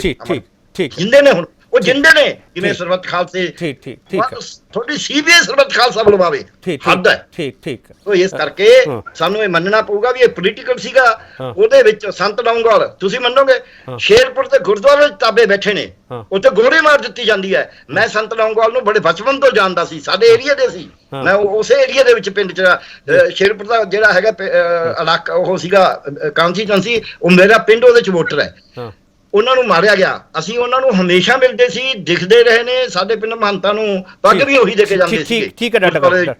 ਸੋ ਮੈਂ ਤਾਂ ਕਹਿਣਾ ਵੀ ਜਦ ਤੁਸੀਂ ਆਪਦੇ ਨਾਲਦਿਆਂ ਨੂੰ ਮਰਵਾ ਕੇ ਕਹਿ ਦੋ ਵਾਹਿਗੁਰੂ ਦਾ ਭਾਣਾ ਹੈ, ਜਦ ਤੁਸੀਂ ਆਪਦੇ ਨੂੰ ਮਾਰਨਾ ਸ਼ੁਰੂ ਕਰ ਦੋ ਕਿਉਂਕਿ ਤੁਹਾਡਾ ਮਤਭੇਦ ਹੈ। ਠੀਕ ਹੈ ਸਰ, ਠੀਕ ਹੈ, ਬਹੁਤ ਇੰਪੋਰਟੈਂਟ ਪੁਆਇੰਟ ਹੈ। ਹਰਵਿੰਦਰ ਖਾਲਸਾ ਜੀ, ਤੁਸੀਂ ਆਪਣੀ ਗੱਲ ਵੀ ਰੱਖ ਲਿਓ, ਮੇਰਾ ਇੱਕ ਸਵਾਲ ਵੀ ਲੈ ਲਓ। ਡਾਕਟਰ ਗਰਗ ਨੇ ਕਿਹਾ ਕਿ ਦਰਬਾਰਾ ਸਿੰਘ ਤੇ ਗਿਆਨੀ ਜੈਲ ਸਿੰਘ ਦੀ ਆਪਸੀ ਟਸਲ ਸੀ। ਮੇਰਾ ਸਵਾਲ ਹੈ ਸਰ ਨਾਲ ਕਿ ਹਰਚੰਦ ਸਿੰਘ ਲੌਂਗੋਵਾਲ ਤੇ ਜਰਨੈਲ ਸਿੰਘ ਭਿੰਡਰਾਂਵਾਲਾ ਹਰਾਂ ਦਾ ਵਿਚਾਲੇ ਵਖਰੇਵਾਂ ਵੀ ਇਸ ਘੱਲੂਕਾਰੇ ਦੀ ਵਜ੍ਹਾ ਹੈ ਜਾਂ ਨਹੀਂ? ਦੇਖੋ, ਇਹ ਮਸਲਾ ਬੜਾ ਲੰਮਾ ਹੈ ਏਪੀ ਜੀ। ਜੇ ਆਪਾਂ ਇਸ ਵਾਸਤੇ ਜਿੰਨਾ ਵੀ ਟਾਈਮ ਰਹਿ ਰਹੀ ਉਹਨਾਂ ਥੋੜਾ ਹੈ। ਮੈਂ ਤੁਹਾਨੂੰ ਪਹਿਲਾਂ ਤਾਂ ਦਿਖਾਣਾ ਚਾਹੁੰਦਾ, ਇਹ ਸਾਡਾ 1978 ਦਾ ਕੈਂਪ ਹੈ। ਆ ਮੈਂ ਖੜਾ ਤਾਂ ਸੰਤ ਜਰਨੈਲ ਸਿੰਘ ਖੜੇ ਹੈ। ਇਹ ਸਾਡਾ ਅਨੰਦਪੁਰ ਸਾਹਿਬ ਦਾ ਕੈਂਪ ਹੈ। ਇਸ ਤੋਂ ਪਹਿਲਾਂ ਵੀ ਜਿਹੜੇ ਸਾਡੇ ਕੈਂਪ ਲੱਗੇ ਹੈ ਉਹਦੇ ਵਿੱਚ ਸਾਡੀਆਂ ਜਿਹੜੀਆਂ ਗੱਲਾਂ ਹੁੰਦੀਆਂ ਰਹੀਆਂ, ਉਹ ਪ੍ਰੋਬਲਮ ਇਹ ਹੈ, ਭਾਵੇਂ ਤੁਸੀਂ ਗਿਆਨੀ ਜੈਲ ਸਿੰਘ ਨੂੰ ਲੈ ਲਓ ਤੇ ਭਾਵੇਂ ਤੁਸੀਂ ਦਰਬਾਰਾ ਸਿੰਘ ਨੂੰ ਲੈ ਲਓ, ਗੱਲ ਚੱਲਦੀ ਹੈ ਨਿਰੰਕਾਰੀ ਮਸਲੇ ਤੋਂ, ਗੱਲ ਚੱਲਦੀ ਹੈ ਪੰਜਾਬ ਦੀਆਂ ਸਮੱਸਿਆਵਾਂ ਤੋਂ, ਗੱਲ ਚੱਲਦੀ ਹੈ ਪੰਜਾਬ ਦੇ ਪਾਣੀਆਂ ਤੋਂ, ਗੱਲ ਚੱਲਦੀ ਹੈ ਪੰਜਾਬੀ ਇਲਾਕਿਆਂ ਤੋਂ।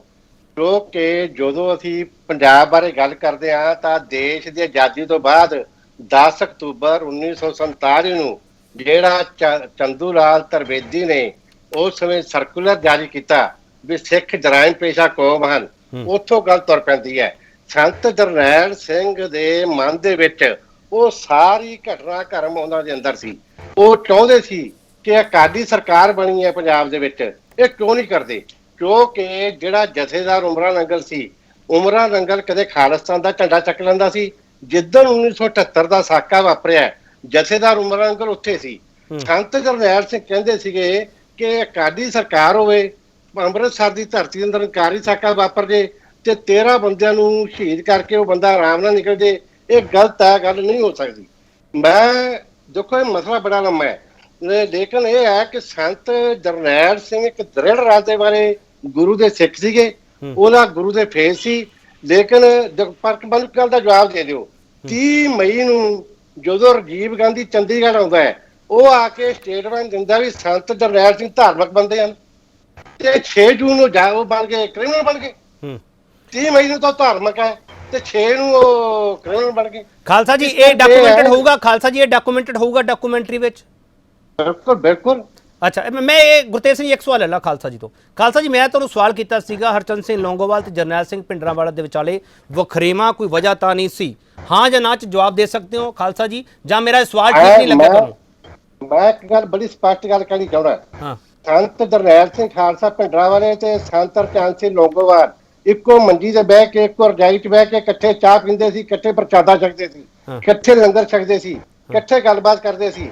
ਲੇਕਿਨ ਦੋਨਾਂ ਪਾਸੇ ਇਹੋ ਜਿਹੀ ਏਜੰਸੀਆਂ ਨੇ, ਸਰਕਾਰ ਦੀਆਂ ਏਜੰਸੀਆਂ ਨੇ ਇਹੋ ਜਿਹੇ ਤੱਤ ਪੈਦਾ ਕਰਤੇ ਜਿਨ੍ਹਾਂ ਨੇ ਉਹਨਾਂ ਦੇ ਅੰਦਰ ਇੱਕ ਪ੍ਰੋਬਲਮ ਕ੍ਰੀਏਟ ਕਰਤੀ, ਜਿਹਦੇ ਕਰਕੇ ਜਦੋਂ ਜੋ ਸਮਾਂ ਬੀਤਦਾ ਗਿਆ ਉਹਨਾਂ ਦੇ ਅੰਦਰ ਭੇਦ ਵੱਧਦੇ ਗਏ। ਅਦਰਵਾਈਜ਼ ਉਹ ਬਿਲਕੁਲ ਇਕੱਠੇ ਸੀਗੇ, ਦੋਨੇ ਹੀ ਇੱਕ ਨਿਸ਼ਾਨੇ ਨਾਲ ਲੈ ਕੇ ਤੁਰੇ ਸੀ। ਲੇਕਿਨ ਉਹਨਾਂ ਦੇ ਅੰਦਰ ਜਦੋਂ ਏਜੰਸੀਆਂ ਨੇ, ਖਾਸ ਕਰਕੇ ਦਿੱਲੀ ਸਰਕਾਰ ਨੇ ਜਦੋਂ ਇਹ ਪ੍ਰੋਬਲਮ ਕ੍ਰੀਏਟ ਕਰਤੀ, ਉਹ ਵੱਖ-ਵੱਖ ਹੋ ਗਈ। ਜੂਨ 84 ਦਾ ਇਹ ਘਟਨਾਕ੍ਰਮ ਇਹਨਾਂ ਦੇ ਵਖਰੇਵੇਂ ਨਾਲ ਜੋੜਿਆ ਜਾਵੇ ਜਾਂ ਨਾ? ਨਹੀਂ, ਦੇਖੋ ਜਿਹੜਾ ਹੈ ਉਹਦਾ ਫਿਰ ਜਦੋਂ ਇੱਕ ਦੂਜੇ ਨਾਲ ਵੱਖ-ਵੱਖ ਹੋ ਗਏ, ਉਹ ਉਹਨੂੰ ਛੱਡਣਾ ਚਾਹੁੰਦੇ ਸੀ, ਉਹਨੂੰ ਰੱਖਣਾ ਚਾਹੁੰਦੇ ਸੀ। ਦਿੱਲੀ ਵਾਲੇ ਉਸ ਤੋਂ ਫਾਇਦਾ ਉਠਾ ਰਹੇ ਸੀ, ਦਿੱਲੀ ਵਾਲਿਆਂ ਨੇ ਫਾਇਦਾ ਉਠਾਇਆ। ਇਹ ਡਾਕੂਮੈਂਟਰੀ ਵਿੱਚ ਡੀਕੋਡ ਹੋਊਗਾ ਸਰ ਖਾਲਸਾ ਜੀ? ਬਿਲਕੁਲ ਹੋਣਾ ਚਾਹੀਦਾ, ਬਿਲਕੁਲ। ਜੇ ਤਾਂ ਮੈਥੋਂ ਪੁੱਛਣਗੇ ਮੈਂ ਕਰਾਉਂਗਾ। ਠੀਕ ਹੈ। ਗੁਰਤੇਜ ਸਿੰਘ ਜੀ ਜੇ ਸਾਡੇ ਤੋਂ ਪੁੱਛਿਆ ਹੀ ਹਾਂ। ਜੇ ਸਾਡੇ ਤੋਂ ਪੁੱਛੇ ਤਾਂ ਕੌਣ ਕਰੂਗਾ? ਠੀਕ ਹੈ Gurtej Singh ji last comment sir. ਮੈਂ ਤਾਂ ਸਿਰਫ ਨਾ ਜੀ ਡਾਕਟਰ ਗਰਗ ਸਾਹਿਬ ਨੇ ਜੋ ਹੁਣੇ ਫਰਮਾਇਆ ਹੈ ਉਸ ਦੇ ਬਾਰੇ ਥੋੜੀ ਜਿਹੀ ਵਿਆਖਿਆ ਕਰਨੀ ਹੈ। ਹੂੰ ਉਸ ਵੇਲੇ ਤਿਵਾੜੀ ਸਾਹਿਬ ਜਿਹੜੇ ਇੱਥੇ ਸੀਗੇ ਪ੍ਰੋਫੈਸਰ ਹੁੰਦੇ ਸੀ ਆਪਣੇ, ਜਿਨ੍ਹਾਂ ਨੂੰ ਭਾਰਤ ਦੇ ਵਿੱਚ ਮਾਰ ਦਿੱਤਾ ਗਿਆ ਸੀ, ਉਹ ਇੰਦਰਾ ਗਾਂਧੀ ਦੇ ਕੰਟੈਕਟ ਦੇ ਵਿੱਚ ਸਨ, ਉਹਨਾਂ ਦੇ ਐਮਪੀ ਸਨ। ਉਹਨਾਂ ਨੇ ਮੈਨੂੰ ਟੈਲੀਫੋਨ ਕੀਤਾ ਹੈ ਕਿ ਜੀ ਤੁਸੀਂ ਹੁਣ ਆ ਕੇ, ਉਹ ਕੋਸ਼ਿਸ਼ ਕਰ ਰਹੇ ਸੀ ਕਿ ਮੈਂ ਇੰਦਰਾ ਗਾਂਧੀ ਨੂੰ ਮਿਲਾਂ ਇਹਨਾਂ ਦਿਨਾਂ ਦੇ ਵਿੱਚ, ਤੁਸੀਂ ਆ ਕੇ ਮਿਲੋ। ਮੈਂ ਉਹਨਾਂ ਨੂੰ ਇਹ ਜਵਾਬ ਦਿੱਤਾ ਕਿ ਜੀ ਤੁਸੀਂ ਸਾਡੇ ਸੰਤ ਨੂੰ, ਜਿਸ ਦਾ ਕੋਈ ਤਲਕ ਨਹੀਂ, ਕਦੇ ਡਾਕੂ ਕਹਿੰਦੇ ਹੋ, ਕਦੇ ਚੋਰ ਕਹਿੰਦੇ ਹੋ, ਕਦੇ ਕਾਤਲ ਕਹਿੰਦੇ ਹੋ, ਕਦੇ ਬੈਂਕ ਲੁੱਟਣ ਵਾਲਾ ਕਹਿੰਦੇ ਹੋ, ਇਸ ਮਾਹੌਲ ਦੇ ਵਿੱਚ ਅਸੀਂ ਆ ਕੇ ਕੀ ਮਿਲੀਏ? ਤਾਂ ਉਹਨਾਂ ਨੇ ਕਿਹਾ ਕਿ ਇਹ ਮਸਲਾ ਕਲੀਅਰ ਹੋ ਜਾਏਗਾ।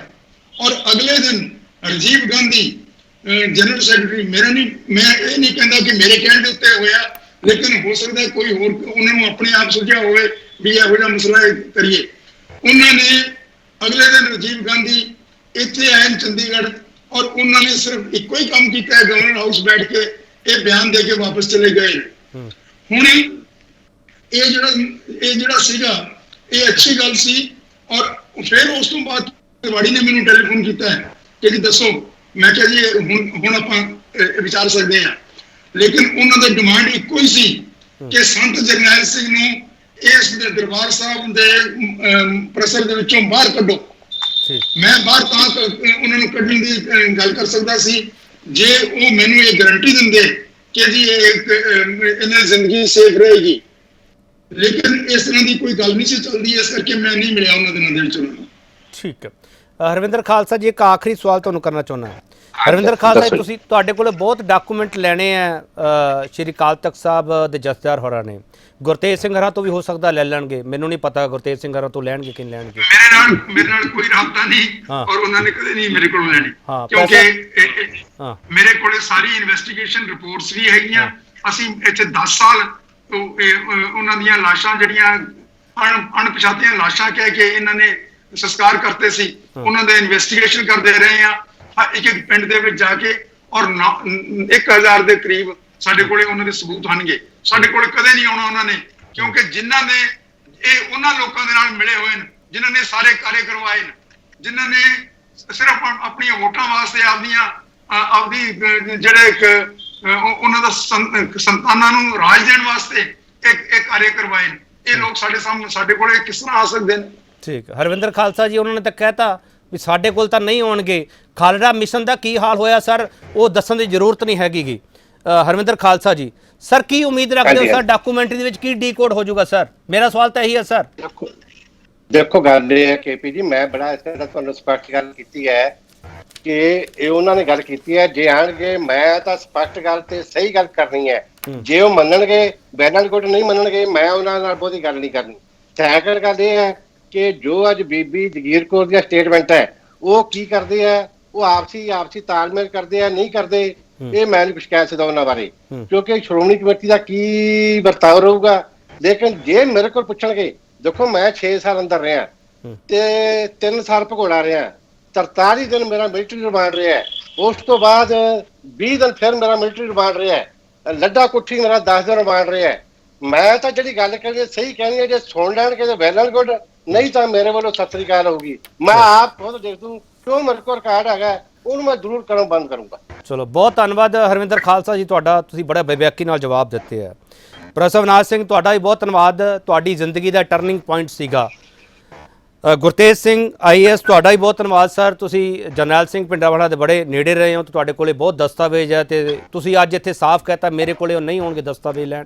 ਇਹਦਾ ਮਤਲਬ ਮੇਰੇ ਸਵਾਲ ਦਾ ਜਵਾਬ ਮੈਨੂੰ ਮਿਲ ਚੁੱਕਿਆ, ਡੀਕੋਡ ਜਿਹੜਾ ਹੋਣਾ ਚਾਹੀਦਾ ਡਾਕੂਮੈਂਟਰੀ ਵਿੱਚ ਉਹ ਨਹੀਂ ਹੋਊਗਾ ਤੁਹਾਡੇ ਮੁਤਾਬਕ ਜੇ ਮੈਂ ਚੱਲਾਂ।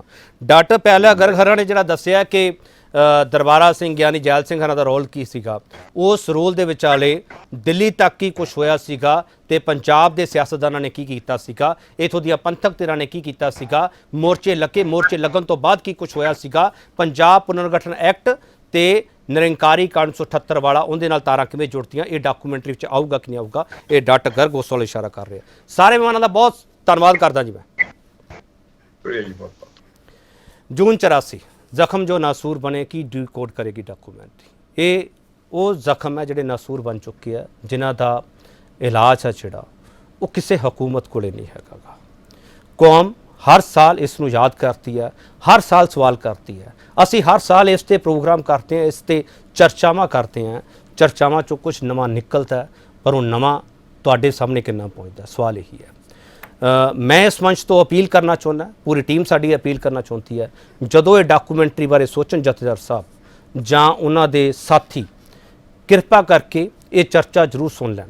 ਉਹਨਾਂ ਦੇ ਲਈ ਮੈਂ ਹੋਰ ਚਰਚਾਵਾਂ ਵੀ ਜ਼ਰੂਰ ਕਰ ਦੂੰਗਾ ਜੇ ਉਹਨਾਂ ਨੂੰ ਇਸ ਬਾਰੇ ਜਾਣਕਾਰੀ ਨਹੀਂ ਹੈ ਜਾਂ ਪਤਾ ਨਹੀਂ ਲੱਗ ਸਕਿਆ ਕਿ ਜਾਂ ਉਹਨਾਂ ਕੋਲੇ ਕਈ ਚੀਜ਼ਾਂ ਨਹੀਂ ਪਹੁੰਚ ਸਕੀਆਂ ਗਿਆ। ਅਸੀਂ ਕੋਸ਼ਿਸ਼ ਕਰਾਂਗੇ ਬਤੌਰ ਮੀਡੀਆ ਕਿ ਅਸੀਂ ਉਹ ਚਰਚਾਵਾਂ ਤੁਹਾਡੇ ਤੱਕ ਪਹੁੰਚਾ ਸਕੀਏ, ਅਸੀਂ ਉਹ ਗੱਲਬਾਤ ਕਰ ਸਕੀਏ। ਪਰ ਕੌਮ ਇੱਕ ਭਰੋਸਾ ਚਾਹੁੰਦੀ ਹੈ ਕਿ ਸੱਚ ਦੱਸਿਆ ਜਾਵੇ ਡਾਕੂਮੈਂਟਰੀ ਦੇ ਵਿੱਚ, ਇਤਿਹਾਸ ਦੇ ਵਿੱਚ।